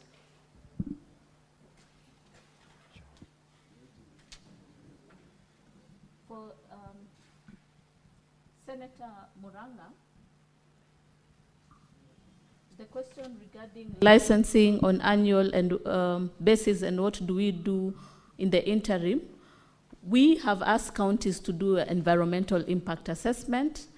And in the absence of environmental impact assessment, we also, again, issue improvement plans to the counties. As you are well aware, waste management is a devolved function. And so we can only issue the improvement notices and await the impact assessment to see how we can move forward. And for non-compliance, we continue to engage the counties. But as I have said earlier on, we've had multiple interventions. One of them that has recently come in is the EPR, the Extended Producer Responsibility, which again will support us in ensuring that we have the polluter pays principle. This is again the answer to Senator Esther. So when we have the producer paying principle, then we can have resources, and after segregation, we will be ensuring that the recycling occurs, say for instance, the recycling of plastics, among others, and we can be able to improve waste management in that aspect. Additionally, through the EPR, what we intend to do is to support the waste pickers in terms of creating green jobs or clean jobs, and with working together with the county government, we believe that implementation of extended producer responsibility will support in terms of human resource, who will again support in segregation of waste and ensuring that our environments are clean and we are not exposed to health risks. Senator Catherine Muma. Thank you, Honorable Speaker. Even as I ask the question, Honorable Speaker, allow me to welcome the CS environment to the Senate, but also to bring it to her attention that whereas waste management is a county function, the national government has the responsibility to develop policy, to develop standards, to actually provide technical support, and to ensure that the enforcement of the standards, national standards, in this matter. So I am not particularly happy that everything is being thrown to counties, even though it's their responsibility. So what my question is, how active is the Intergovernmental Relations Committee for the environment sector, and what are the issues you've agreed with county governments, and what in particular are you working on, particularly for toxic waste like asbestos roofs? Thank you. Senator Tabitha Mutinda. Thank you, Speaker. Allow me also to take this opportunity to welcome the Minister for Environment, because the last time she was here, she was the Minister for Health. Welcome to Senate. Mr. Speaker, my question to the Minister is, in 2017, the government banned plastic in this country, both importation and local manufacturing. But still, as we speak, Madam Waziri, you realize that NEMA still gives exemptions, especially to the potting bags in this country that are still being manufactured. The reason we still continue having drainages blocking still is because of the illegal manufacturing of the polythene bags, because still NEMA allows for manufacturing of potting bags or seedling bags in the agricultural sector. What is your plan as the minister in regards to ensuring that Kenya now focuses on the alternative of the biodegradable potting bags in this country, so that we completely eradicate the production and importation of the raw materials for plastic bags in this country? If you continue giving these exemptions, then when will we have the maximum alternative of the plastic bags in this country? I submit, Mr. Speaker. Senator Moses Kadzwang. Mr. Speaker, I also welcome the CS to the Senate, and I look forward to further collaboration with her in my other capacity as the chair of the Climate Caucus. Mr. Speaker, Parliament played its role by passing the Sustainable Waste Management Act in 2022. Under the Act, the CS was given certain responsibilities. The Act established a council. Mr. Speaker, I would like to find out from the CS whether this Waste Management Council has been established, whether it is working, and what it has been able to achieve. Under the Sustainable Waste Management Act, the CS was also required to bring regulations to the House and was also required to publish model laws for county governments. I want to find out from the CS which regulations have been brought to Parliament, whether the CS has published the model laws, and how many counties have been able to successfully implement or enact those laws. And finally, Mr. Speaker, waste is gold in certain jurisdictions. When we went to Dubai, we found that they are converting solid waste into energy. We have seen countries where recycling is a big part. The circular economy is huge. Could the CS tell us what the policy position of the government is with regards to conversion of solid waste into energy and the size of the circular economy in Kenya and the challenges that it faces? Thank you, Mr. Speaker. Senator Moses Kajwang, you noted that you asked more than 2 supplementary questions, and I let you do so intentionally by virtue of your position as the chairman of the Climate Caucus. Otherwise, ordinarily, the standing orders allows you to have only 1 supplementary question. Senator Samson Cherargei.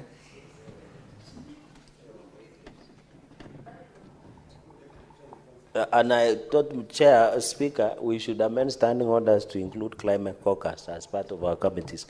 So, Speaker, with your indulgence, I want to also welcome Waziri. I think we were in Kaptagat and she did a good job. She's also sitting next to my voter. So I'll support her naturally because she's sitting next to my voter. Mr. Speaker, I want to ask the CS, we have agreed there are many policies on waste management.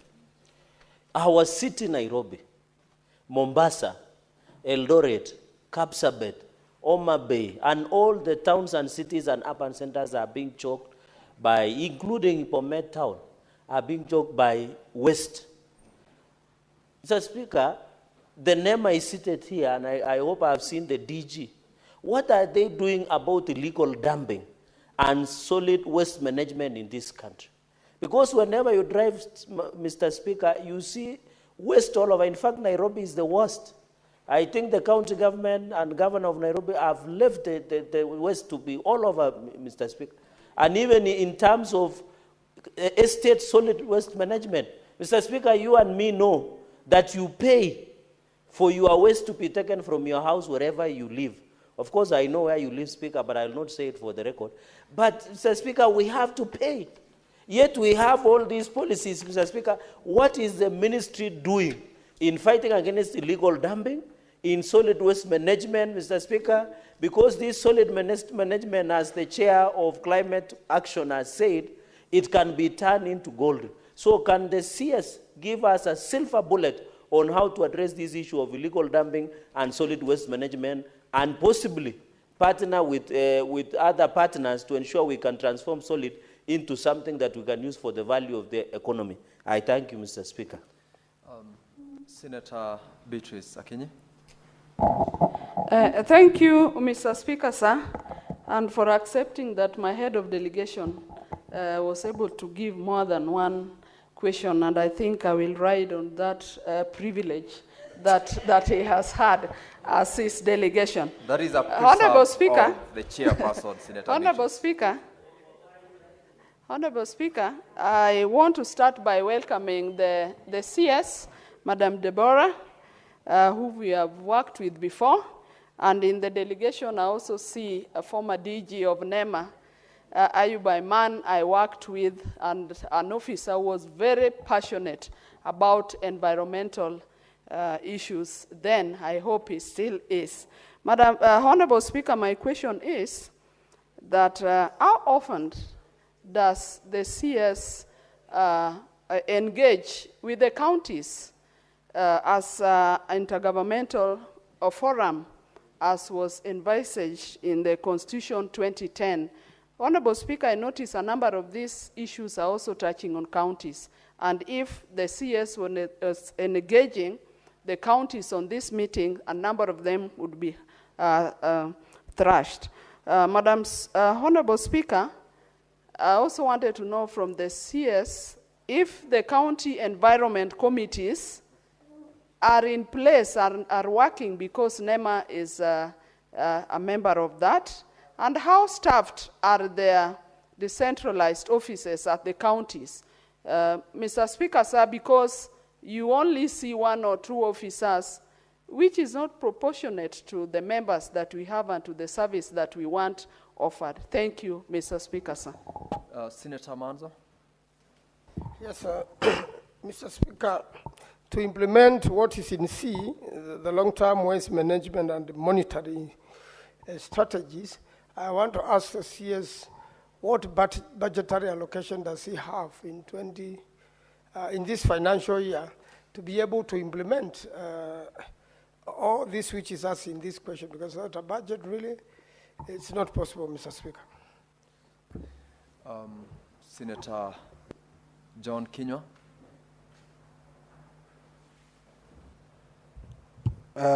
Thank you, Mr. Speaker.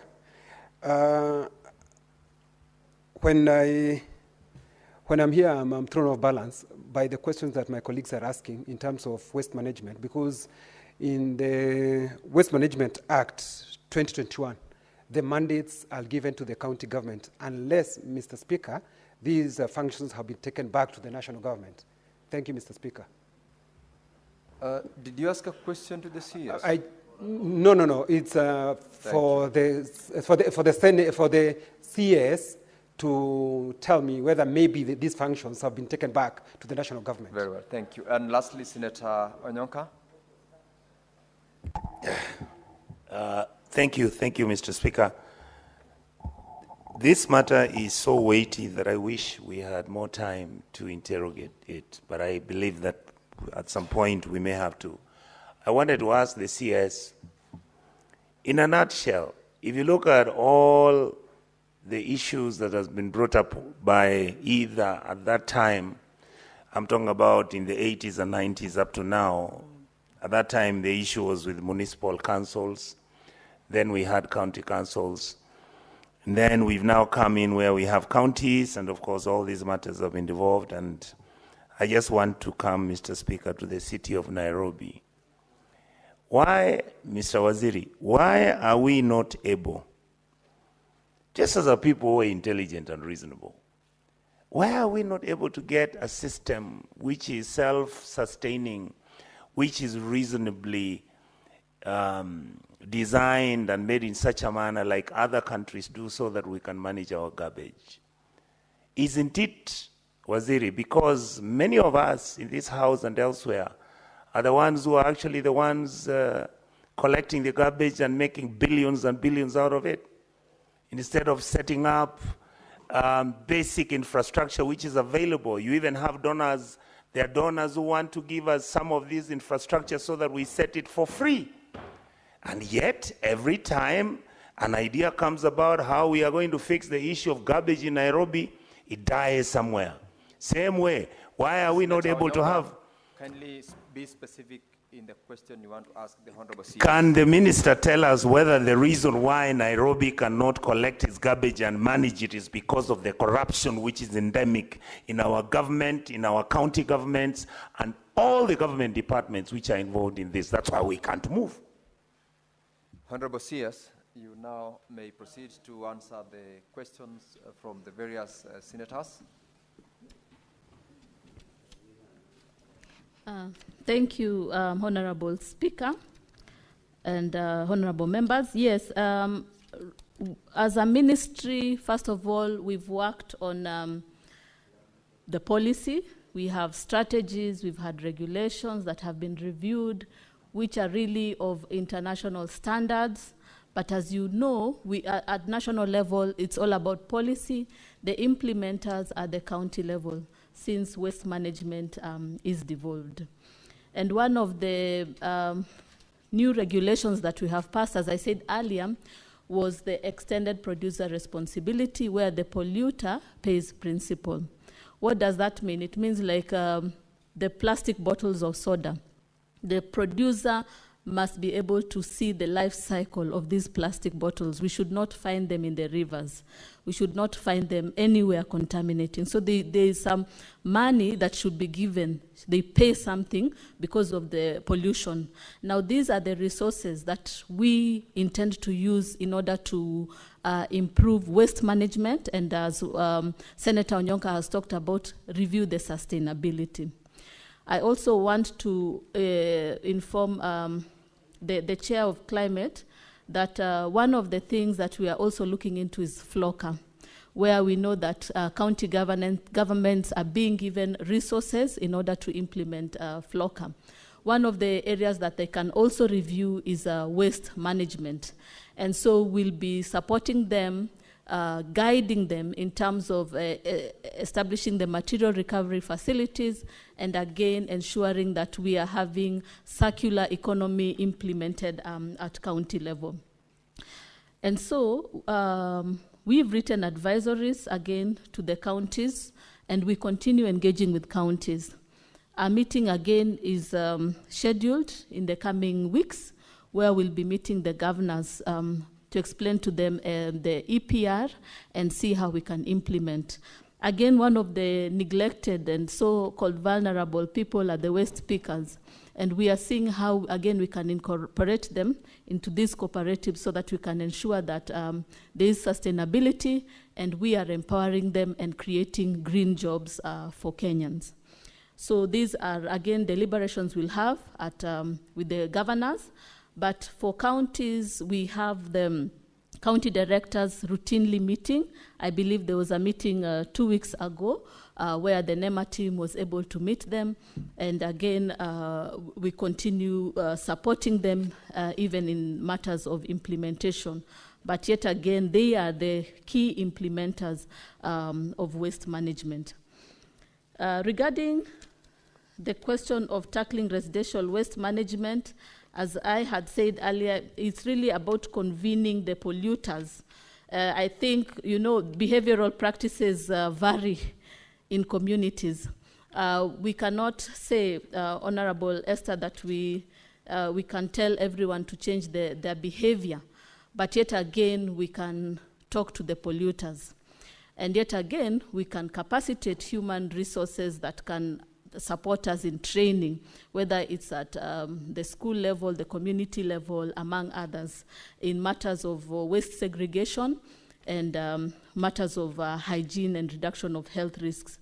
And so those are, again, areas that we are looking into, engaging the polluters to see how they can support in improving the behavioral practices. But ultimately, it's about having the human resource capacity. When you're talking about sustainability, the human resource that are able to ensure that the environments are clean, and this is through resources which can be found in the EPR, FLOC, and also resources that have been given to county governments. So they should be able to allocate some of the money for waste management, for establishment of material recovery facilities, for having the human resource, and implementing the rest. So the other question was Senator Muma, who asked, I think we've answered that we have strategy, regulations, and enforcement, and we have intergovernmental relations are strengthened, and we have routine meetings. We sent a gazette notice for asbestos, that is safe removal and safe disposal of asbestos in Kenya. But then we, cognizant of the fiscal space, some have been able to do that, others, national government, counties, again, are unable. So we are engaging Treasury and to support us in allocation of resources that will support in implementation of this. Equally, we are engaging partners who can support one way or another, but step by step, we are looking into the safe removal and disposal of waste. And we, again, have come up with guidelines to support in implementation of the same, as well as the strategies.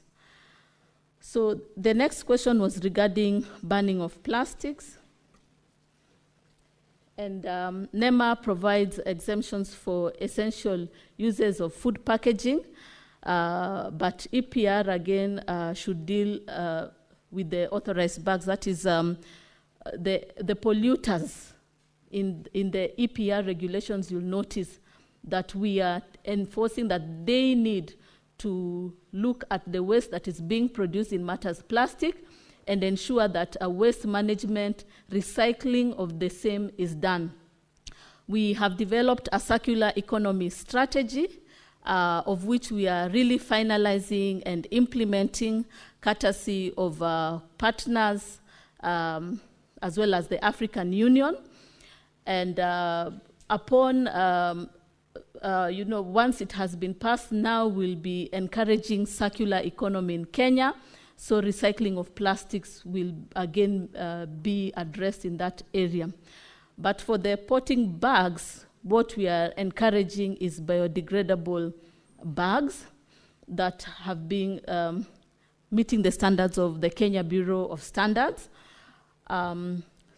So far, we are still reviewing which one would be best suited for our environment, and again, working with the KFS and the State Department of Forestry to ensure that we move to the biodegradable bags. So far, we've not had the one that meets optimum standard. And I think if you could give us time, then we can give a comprehensive report of the bags that we have had so far. But it's something that we have tasked the foresters as well as NEMA to support in the same. For the Waste Management Council, it is being established very soon. And again, regarding the laws, we have developed model laws for the counties. And again, they should be able to use those laws. For us is regulation and policies.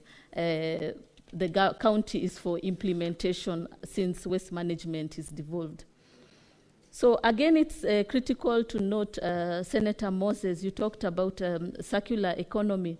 For us, 60% of the waste that we produce is organic waste, of which some can be utilized as fertilizer, and again, as a proportion can be used for methane production and also energy.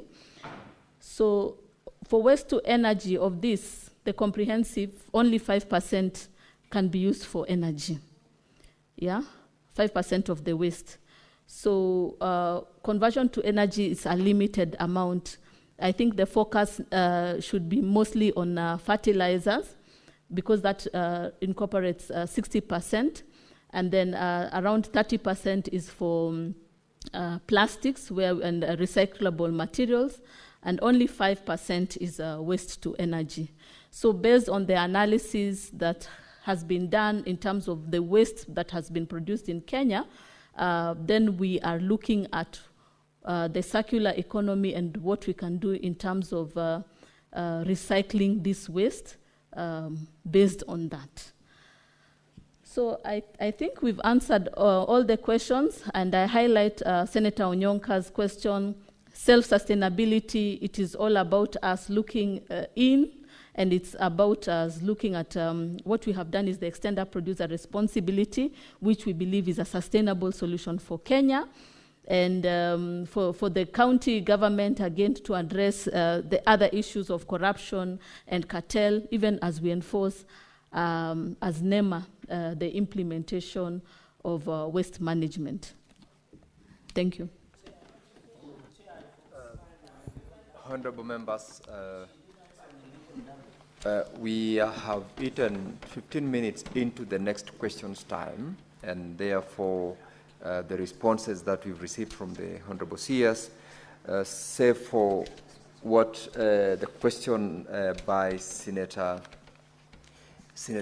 Manzo on the budget, whether you have allocated on this question. I haven't heard you responding to that. I will allow you, Senator Veronica. I had closed on questions and withdrawn all the same. I've noticed that you requested after I had closed on the question supplementary to the CS.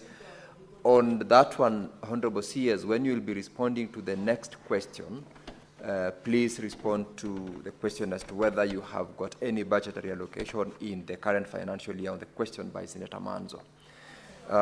The next honorable members you're going to is question 091, and Senator Mohammed Chute has authorized Senator Jonyutu to ask the question. I will proceed to allow Senator Jonyutu to proceed to ask question 091 on behalf of Senator Mohammed Chute. Thank you, Mr. Speaker. As you have rightly stated, I'm standing in for Senator Chute of Marsabit County. And the question by Senator Chute, A, is could the Cabinet Secretary provide the historical background on the introduction of Prosopis juliflora, commonly known as madenge in Kenya, including the actors or institutions involved, and explain the ecological or policy rationale that justified the introduction of the plant. B, what is the current extent of Prosopis juliflora spread across the country, and could the Cabinet Secretary identify the most affected areas, particularly in Marsabit County, where the species reportedly covers approximately 40% of range lands? And C, what short and long-term interventions has the ministry developed to contain or eradicate the Prosopis juliflora, including projected timelines, budgetary allocations, and multi-agency or county-level plans aimed at the restoring affected rangelands, especially in light of its 2022 classification as a national security threat? And finally, Mr. Speaker, has the ministry undertaken or reviewed any scientific assessments on the viability of Prosopis juliflora for alternative uses? And if so, what are the findings or outcomes of such initiatives, including any ongoing or planned community-based projects that align with ecological restoration? I thank you, Mr. Speaker. Honorable CS, you may proceed to answer question 091. Yes, Honorable Speaker, thank you. So maybe to answer the question on illegal dumping first, the letter done to all counties, there was a letter done to all counties in July 2024 and a reminder sent in December 2024 about the same, and counties are adamant. So we continue to engage them for implementation. Regarding the budget, yes, we have inadequate budget to support NEMA operations in matters monitoring, evaluation, and inspection of sites. Again, it's an area that we would want to advocate for to ensure that we are working on. So regarding the question on Prosopis juliflora, Honorable Speaker, the genus Prosopis belongs to the family Leguminosae, specifically the subfamily Mimosoidae. The genus has 4 genera and 44 species and several varieties, of which 40, including Prosopis pallida, are native to the American, mainly South American. In contrast, 1 is native to Africa, Prosopis africana, and 3 are native to Asia, Prosopis cineraria, Prosopis facta, and Prosopis coelziana. Honorable Speaker, Prosopis pallida was first introduced into Kenya in 1948 by the colonial government workers and planted in Taveta Township. It was a popular species and was widely planted in the larger Taveta County, then Taita Taveta District, and other parts of arid and semi-arid areas of Kenya, mostly in the 1960s to 1980s. The species is non-invasive and exhibits good stem. Senate Majority Leader, Senator Nyutu, Senator Cherargei, order please. Allow the CS to be heard in silence. Good stem forms and other growth characteristics, but slower growth rate. There is no clear documentation regarding the introduction of Prosopis juliflora into the country. It is suspected that it could have been due to taxonomic confusion with Prosopis pallida and Prosopis juliflora. The fast growth of Prosopis juliflora and adaptability to dry conditions made it more popular to communities in most of the 1980s and 1990s, where it was widely introduced to many districts such as Turkana, Baringo, Isiolo, Marsabit, Garissa, Tana River, Taita Taveta, Kajiado, Kilifi, Mombasa, Wajir, and Mandera, among others. Honorable Speaker, the El Nino weather phenomena of 1997 and 1998 led to the population explosion by Prosopis juliflora in all areas where it has been planted, thus making its invasive tendency visible for the first time in Kenya and Eastern Africa. The species has since invaded wetlands, grazing areas, irrigation schemes, and other areas of high conservation value, thus displacing pastoral communities over wide areas and other land use systems, causing poverty and helplessness. Regarding question B, to identify the most affected areas, Honorable Speaker, the most recent assessment of Prosopis juliflora cover is estimated at 1.12 million hectares in 22 counties. Turkana County is the largest, estimated at 361,000 hectares, while Marsabit has a Prosopis cover of 142,000 hectares. The most affected areas of Marsabit County are Loglogo, Moyale, Loyangalani, Maikona, Kor, North Hor, Malabot, Martidorop, and South Hor, among others. This is Annex 1. So, regarding the short and long-term interventions, Honorable Speaker, the ministry began responding to Prosopis challenge by jointly undertaking baseline studies between 2000 and 2002 to determine the status and the impact of the species in Kenya. A major output of the study was the first national workshop on integrated management and control of Prosopis species 2003 that led to the formation of the first national Prosopis task force in 2004, which was later transformed into a steering committee for the first pilot project on integrated management and control of Prosopis in Kenya. Baringo was used as a pilot site between 2005 and 2008. Members were drawn from key government ministries, environment, agriculture, livestock, education, including universities, lands, and international agencies such as WWF, CABI, ICRAF, UNEP, UNDP, and FAO, and several NGOs and CBOs.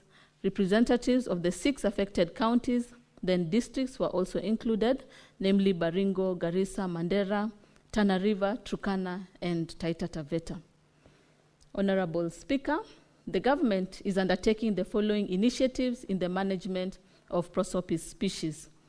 For short-term interventions in 1999 to 2001, we conducted a national survey to determine the status and impact of Prosopis species on livelihood and environment.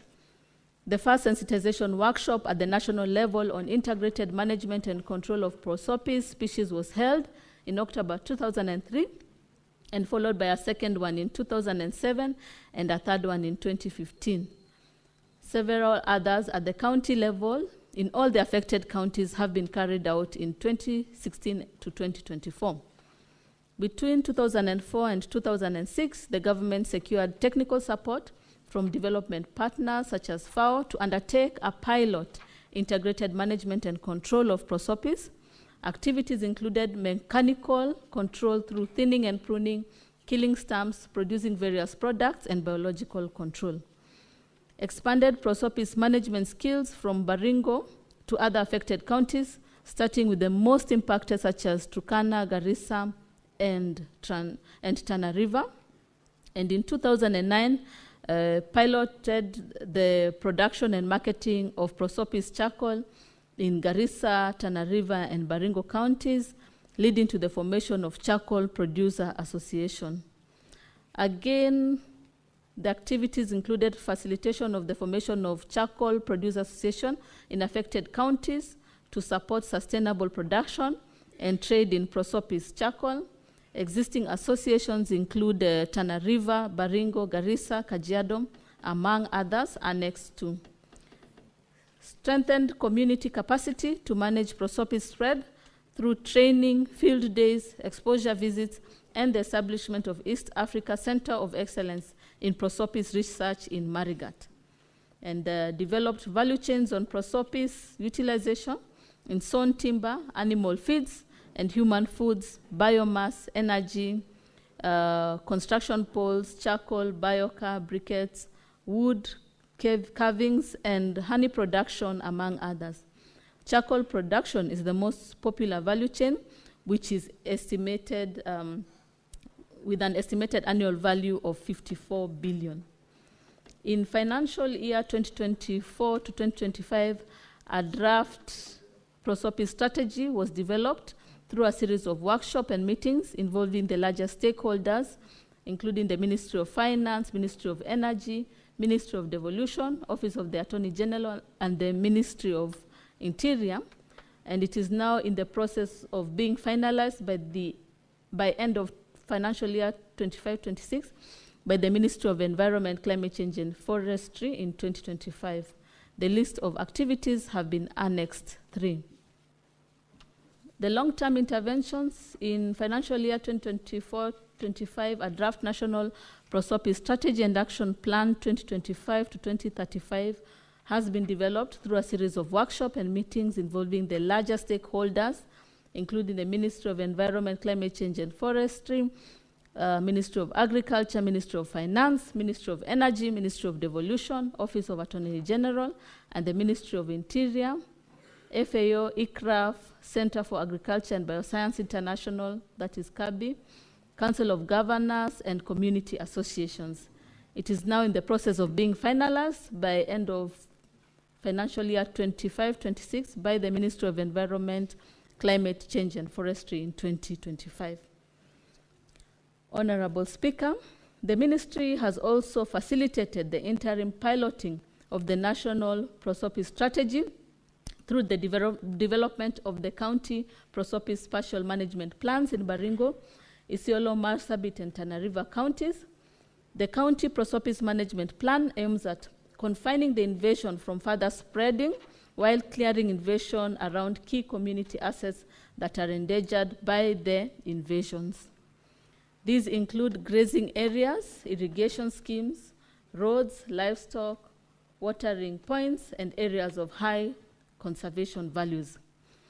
The cleared areas are restored using pasture seeds or grass, cropping where irrigation is possible, and growing multipurpose trees to prevent reinvasion of prosopis.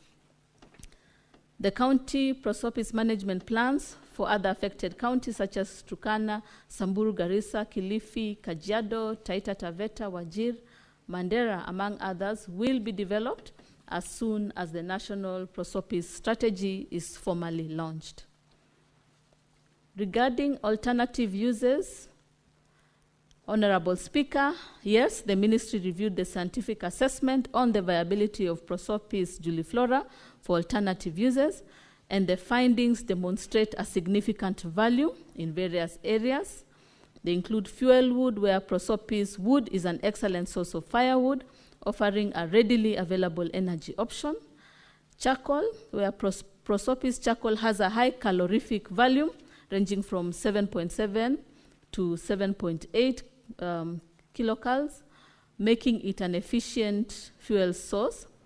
The charcoal can also be processed into briquettes, providing a cleaner and more sustainable energy alternative. For commercial energy, the wood can be chipped and used for industrial steam, for electric power generation, and other heating needs. With the right technology, the species has potential for commercial exploitation for power generation. A Prosopis-based power generation plant using gasification technology was established in Baringo County in 2015, but failed at the piloting stage due to the impurity of the gas produced, that is methane.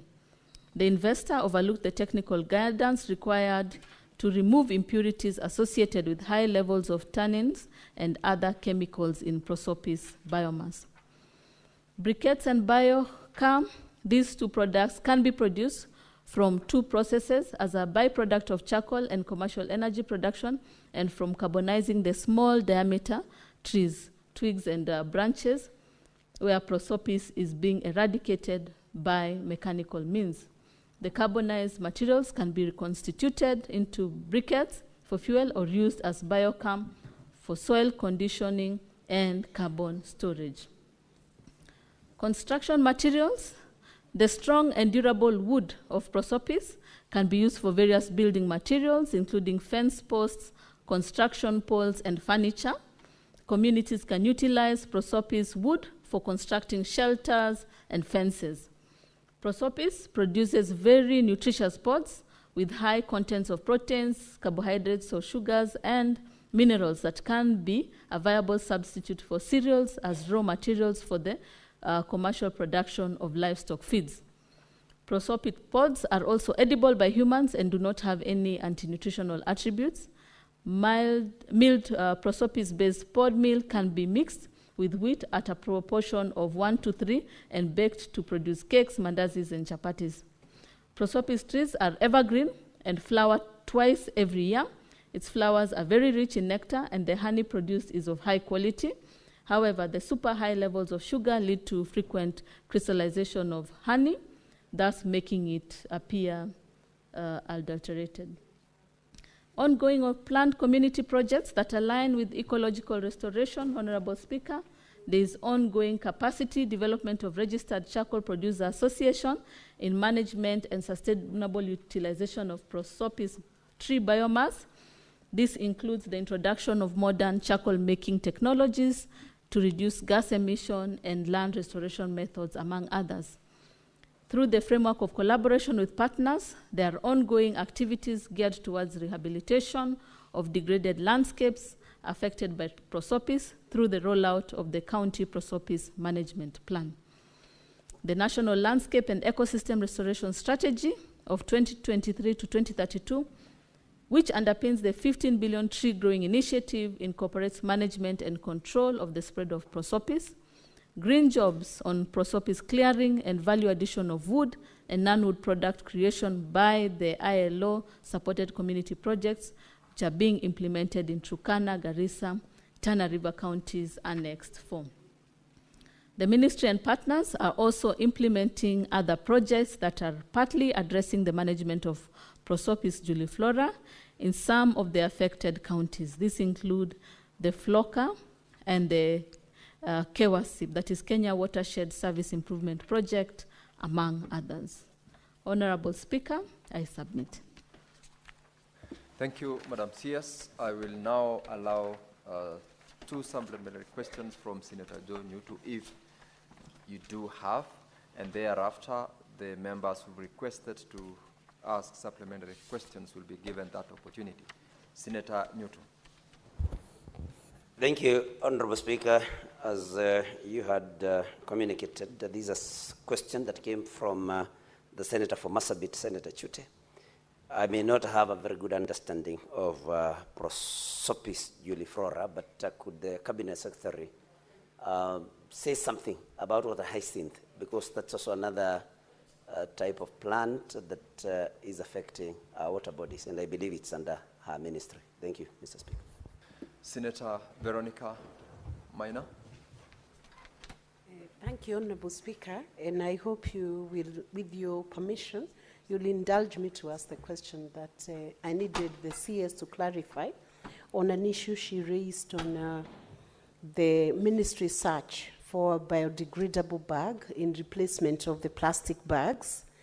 And I wanted to know, because a very crucial question, whether the ministry has considered the alternative of encouraging and promoting the use of weaved baskets, weaved bags as an alternative for the plastic bags, even as you search for the biodegradable option of the biodegradable bags, so that the ministry can enhance an approach that then helps in creative industry and creates jobs in the course of searching for those bags, which then will go to the cottage industries, as opposed to concentrating with use of biodegradable bags, which may be produced by only one big factory.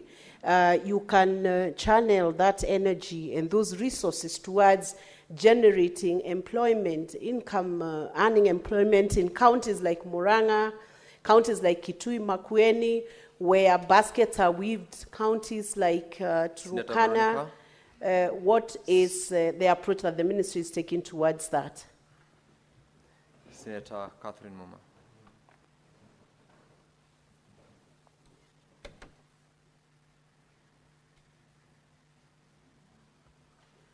Thank you, Honorable Speaker. Honorable Speaker, I'll request you indulge me to ask 2 questions since the supplementary questions did not come. Honorable CS, your answer is confusing to Kenyans. On the one hand, you say that there is a strategy on management and control of prosopis, juliflora, the madenge plant, and then on the other hand, you've given a litany of the value of this plant, suggesting it is a good plant. CS, this plant, since introduction, I didn't hear you say the mess that it has caused in terms of the health of humans. When the thorns of the madenge plant prick any human being, the wounds get inflamed so much, even to the animals. It has caused a lot of chaos, and I did not hear you speak to that bit. And the reason this question was put is actually because the communities do not see the value. And also, all the things that you said, the good things, are not happening in any of these counties. All that production is not happening in any of these counties. Madam CS, from 1999, it is 26 years since the environmental impact assessment was done, during Moi's time. I would have wanted to hear why the report of that environmental impact assessment is not being implemented 26 years later. And if you are doing something about it, I would have wanted to hear that in our time plan, we are intending to clear the madenge plant by this time, following the following program. I have not heard that. Kenyans from those counties will not be clear on what exactly you're doing to actually manage, control, or eliminate the madenge plant, which is causing chaos in those counties. Can you give a real timeline-related answer on what you are actually doing to ensure that the madenge plant is moved away? Senator Manza. Mr. Speaker, I want to ask the CS whether the madenge tree is a scientifically manufactured tree, and if so, what are they going to do to eliminate it? Luckily, I've not seen it in Makwiny, but I know when animals eat it, Mr. Speaker, they lose their teeth. So is this scientifically manufactured, or is it a natural tree, and what are they going to do to eliminate it? Madam CS, you may take the floor to respond to those supplementary questions. Thank you, Honorable Speaker and Honorable Members. So regarding the hyacinth, I kindly request that we convene the team to review and give a comprehensive report, as has been given for prosopis. For Senator Minor, you talked about biodegradable bags, and we really appreciate your observation with regards to this. We also welcome all options, including the cottage, the weaving, among others. As I had said, research is ongoing to see which is the best in terms of acting as a seedling, and that again after planting, that is biodegradable at the right time. And so we are welcoming all these options as the ministry looks at and evaluate the various potting bags. Senator Muma, yes, for prosopis, first of all, it's important to note that it was introduced to address desertification. But while addressing desertification, what we've noticed is that the invasion has increased and it's proliferating and affecting various areas. So getting rid of it absolutely will again reintroduce deserts within our country. And so what we are doing is really managing it, looking at the commercial value and managing so that it does not spread. Yes, indeed, Senator Manzu, a lot of scientific research has been conducted. Some of the research looks into utilization of pests or insects to manage it. However, you know, this can again have a ripple effect. So we need to be careful even as we look at management. Right now, what has worked is what we had talked about, the pruning, among others, controlling and managing the prosopis. As we look at the commercial value and improve the value chains and also improve communities and livelihoods by utilizing the same.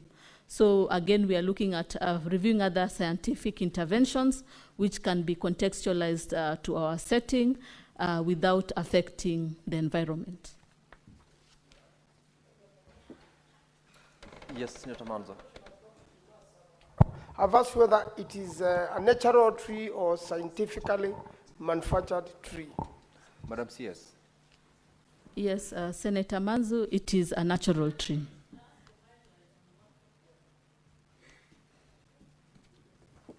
You've heard the CS responded as to the question by Senator Manzo.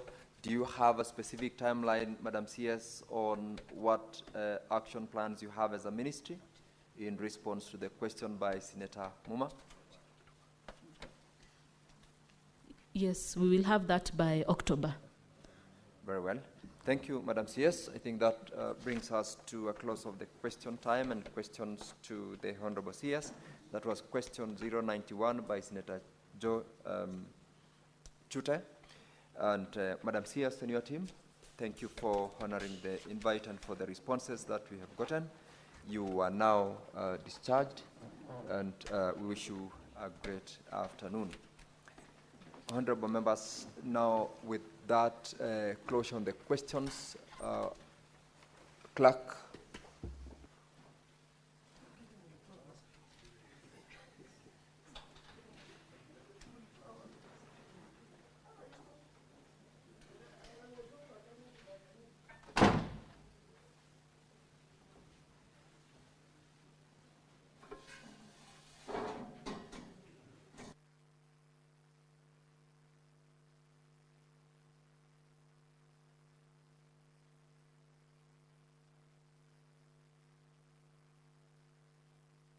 Senator Veronica Mena, could you approach the chair?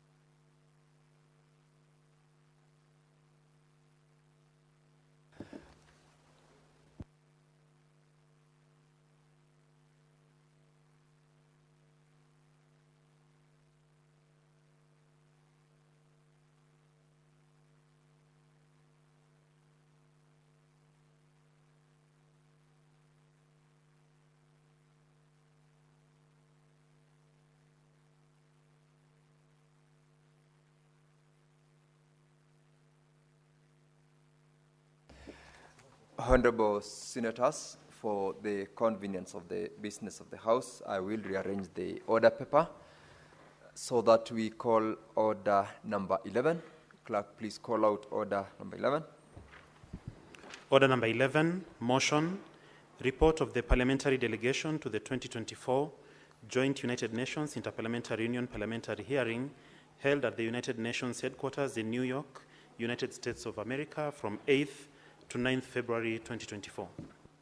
Senator Veronica Maina.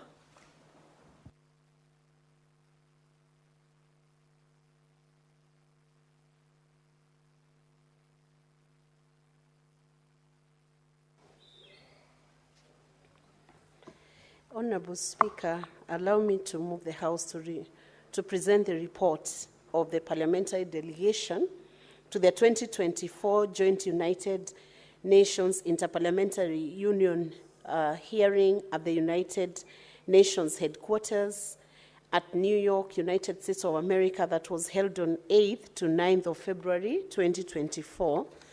Honorable Speaker, we live in a world where conflicts within and between the countries are on the rise, resulting in suffering and deprivation for millions of people, as well as a deep sense of uncertainty in the future, particularly among young people.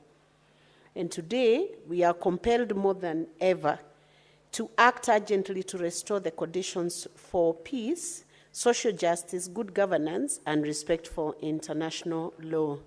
And this situation must be the one that drove the gathering that joined the Joint United Nations and the Interparliamentary Union IPU 2024 parliamentary hearing that was held under the theme Putting an End to Conflicts, Prescriptions for a Peaceful Future at the United Nations UN headquarters in New York on 8th and 9th of February 2024. And the hearing, Honorable Speaker, called IPU member parliaments to acquaint themselves with one of the priorities for the current presidency of the UN General Assembly, peace, as well as the IPU priority focus in 2024 on international peace and security. The Kenyan delegation to this meeting comprised of the following: myself, Senator Veronica Maina, Member of Parliament and Leader of Delegation, Honorable John Makali, Member of Parliament, and Honorable Anne Muratha, Member of Parliament from the National Assembly.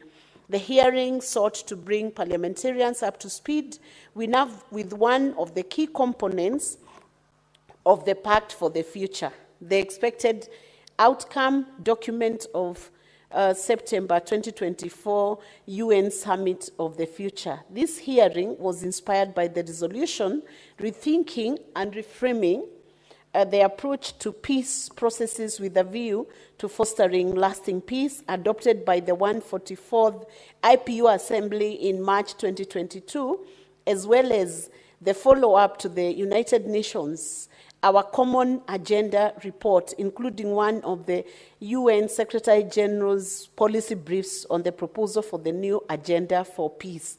The hearing was an opportunity for parliamentarians to take stock of what ails the world today and the respective nations, and to commit to actionable solutions for the international community and national actors, and to bring to light some of the recommendations that were developed within this conference, parliaments to develop or domesticate international treaties, standards to guide the responsible use of artificial intelligence and other emerging technologies in military and security contexts. This should include measures for transparency, accountability, and protection of civilians.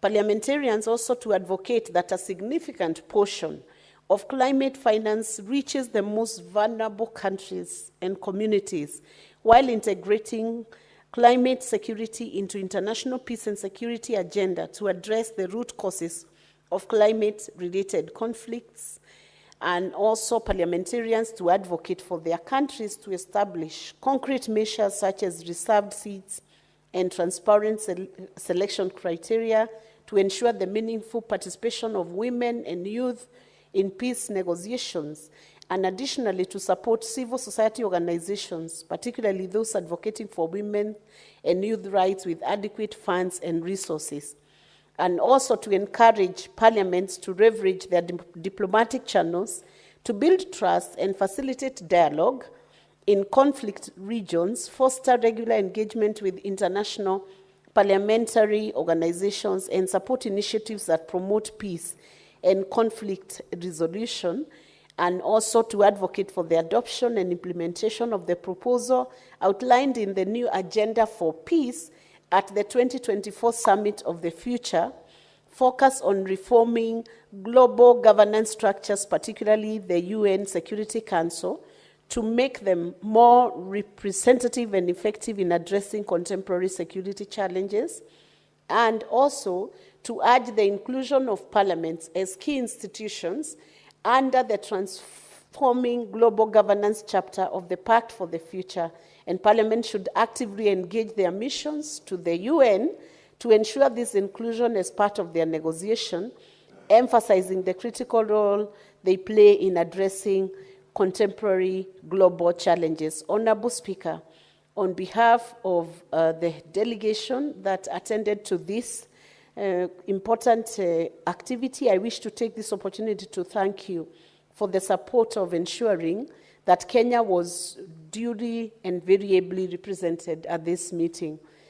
Honorable Speaker, Article 7 of the IPU statutes mandates members of the IPU to submit the resolutions of the IPU within their respective parliament in the most appropriate form to communicate them to the government, to stimulate their implementation, and to inform the IPU Secretariat as often and fully as possible, particularly in its annual reports of the steps taken and results obtained.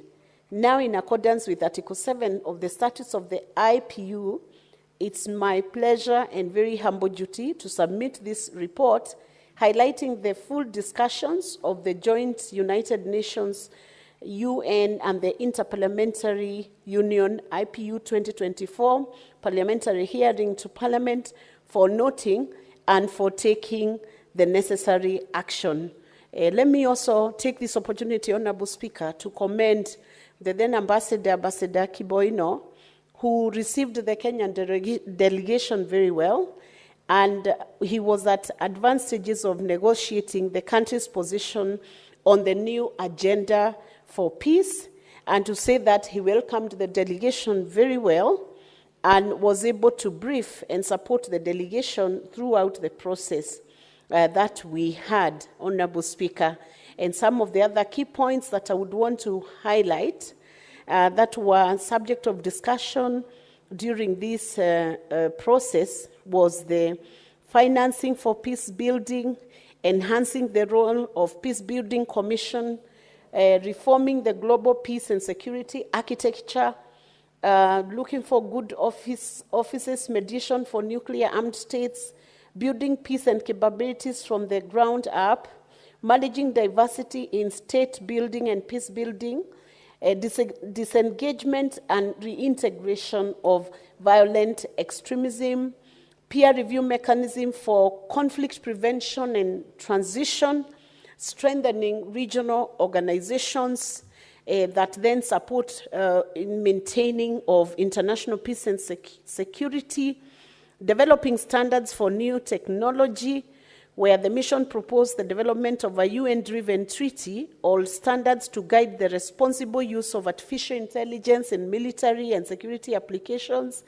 and this would ensure transparency, accountability, and protection of civilian, effective implementation of disarmament instruments. The mission urged the implementation of existing disarmament treaties and obligations to achieve the total elimination of nuclear weapons.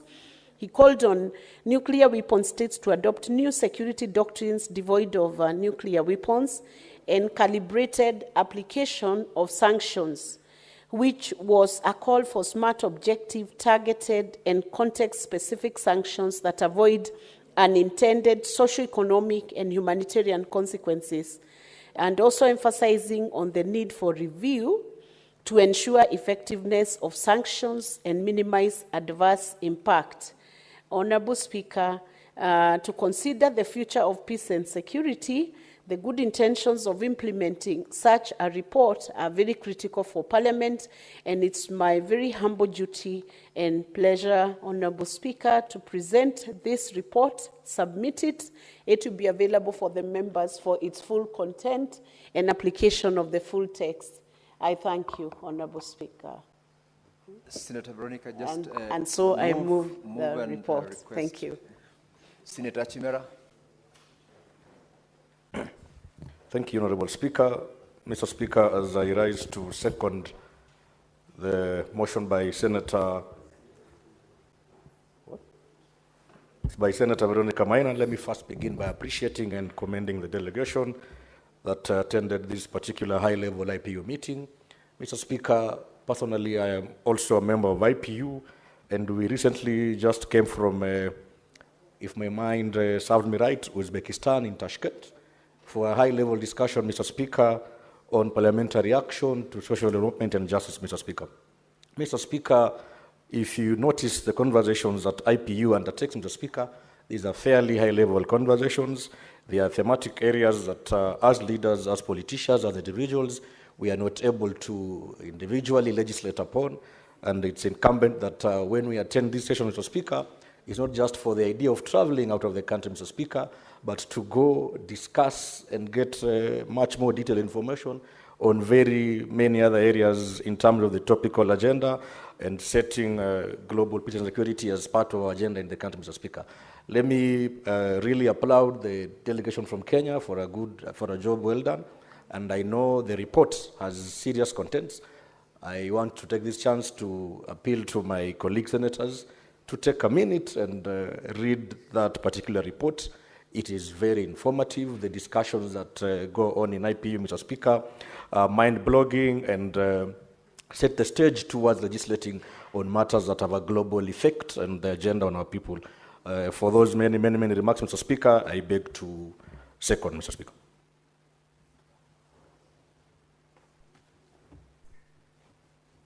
Honourable Senators, I now propose the question that the Senate notes the report of the parliamentary delegation to the 2024 Joint United Nations Inter-Parliamentary Union parliamentary hearing held at the United Nations headquarters in New York, United States of America on 8th to 9th February 2024, laid on the table of the Senate on Tuesday, 17th of September 2024.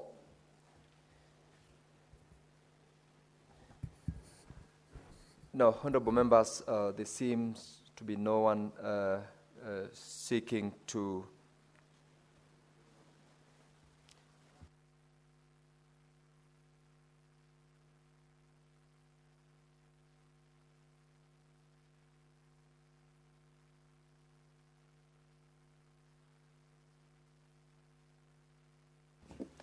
Honourable members, I've noted that there are no members who are contributing. I'll call upon the mover, Senator Veronica, to reply and seek to defer the putting of the question to a later date.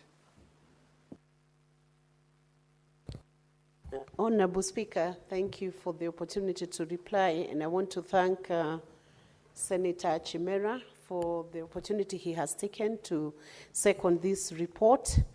Matters of peace are very crucial, and it is important when we see that Senator Chimera, in seconding this report, also represents the youth in this nation.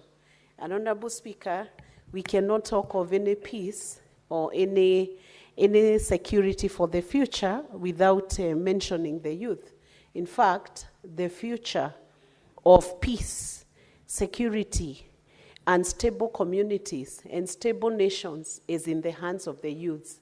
And at this crucial time in the Republic of Kenya, these reports become a focal point which should be read by everybody, even beyond the senators who are within the House. The youths must be able to engage with the processes that are being done at a global level, at a continental level, at a regional level, at a local level, even up to mashinani. Because without versing themselves with the efforts that are being made worldwide and globally to secure the peace our future will be at risk, Honorable Speaker. So I want to thank Senator Chimera and the team, the delegation that represented our nation ably at the United Nations. And I want to say, I beg to reply and pray that we all maintain peace in our republic and know that without peace, there is nothing that can be done to foster development in our nation. I beg to reply. And I request that, Honorable Speaker, that the question be deferred to a later date. Honorable Putting of the question be deferred to a later date. Putting of the question on this matter is deferred, pursuant to Standing Order 66, to a later date.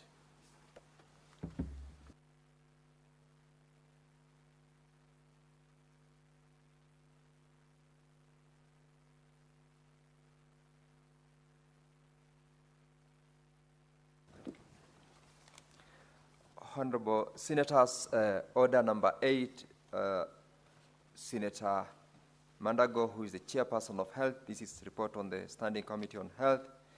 He is not in the House. That motion is deferred.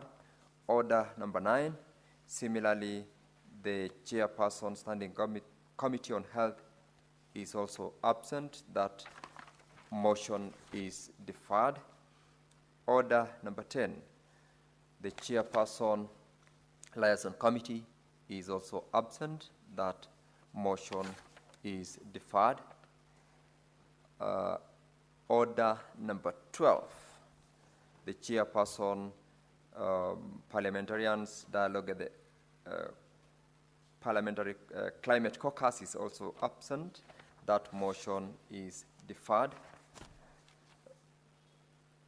Order number 13, Senator Catherine Muma is not present in the House. That motion is equally deferred. And lastly, order number 14, motion on the 67th Commonwealth Parliamentary Association. Senator Jackson Mandago, who was the mover, is also absent. That order is equally deferred. We now may rise. Now, Honorable Senators, there being no other business on the order paper, the Senate stands adjourned until later today, Wednesday, 23rd of July, 2025, at 2:30 p.m.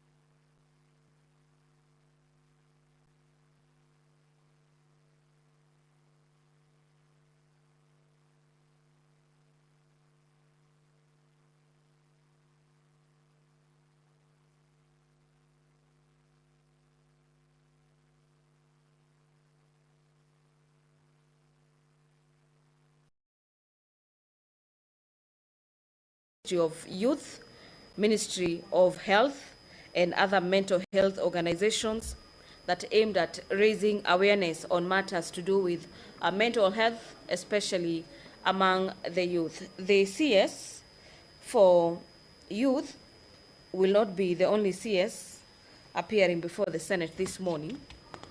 The senators will also be hearing from the CS for environment, climate change, and forestry. The CS will be answering questions from the Senator for Muranga and the Senator for Marsabit County. Senator John Nyotu, the Senator for Muranga County, wants the Cabinet Secretary for Environment, Climate Change and Forestry to explain why dumping of waste has been allowed to continue at an illegal site located at Mukara Junction in Mugaru Ward in Kangema, Muranga County, a site originally excavated by the Lee Construction Limited during the construction of Ngunyi, Kibango, Mukarara Road in 2018. The Senator also wants to understand What are the immediate measures that the ministry has put in place to address the illegal dumping, particularly at sites obstructing public infrastructure, such as the one near the county slaughterhouse and Tambaya village in Kangema County? And his last question will be about the long-term management and monitoring strategies that the ministry is putting in place to prevent environmental degradation and public health facilities and public health risks in residential areas across the country. The Speaker is about to enter the chamber as the Sergeant Tam has announced the arrival to the members who are now upstanding as per the House rules when the Speaker is walking into the chamber at the commencement of business. Allow me to hand over for this live broadcast of the Senate, presided over by the Speaker of the Senate. Ewe Mwenyezi Mungu, twakusihi tutazame kwa neema nyingi na baraka sisi watumishi wako ambao umeridhika kutuita kwa nyadhifa za uongozi katika jamhuri hii yetu. Tukuomba utuwajalie tuyatende na kufikia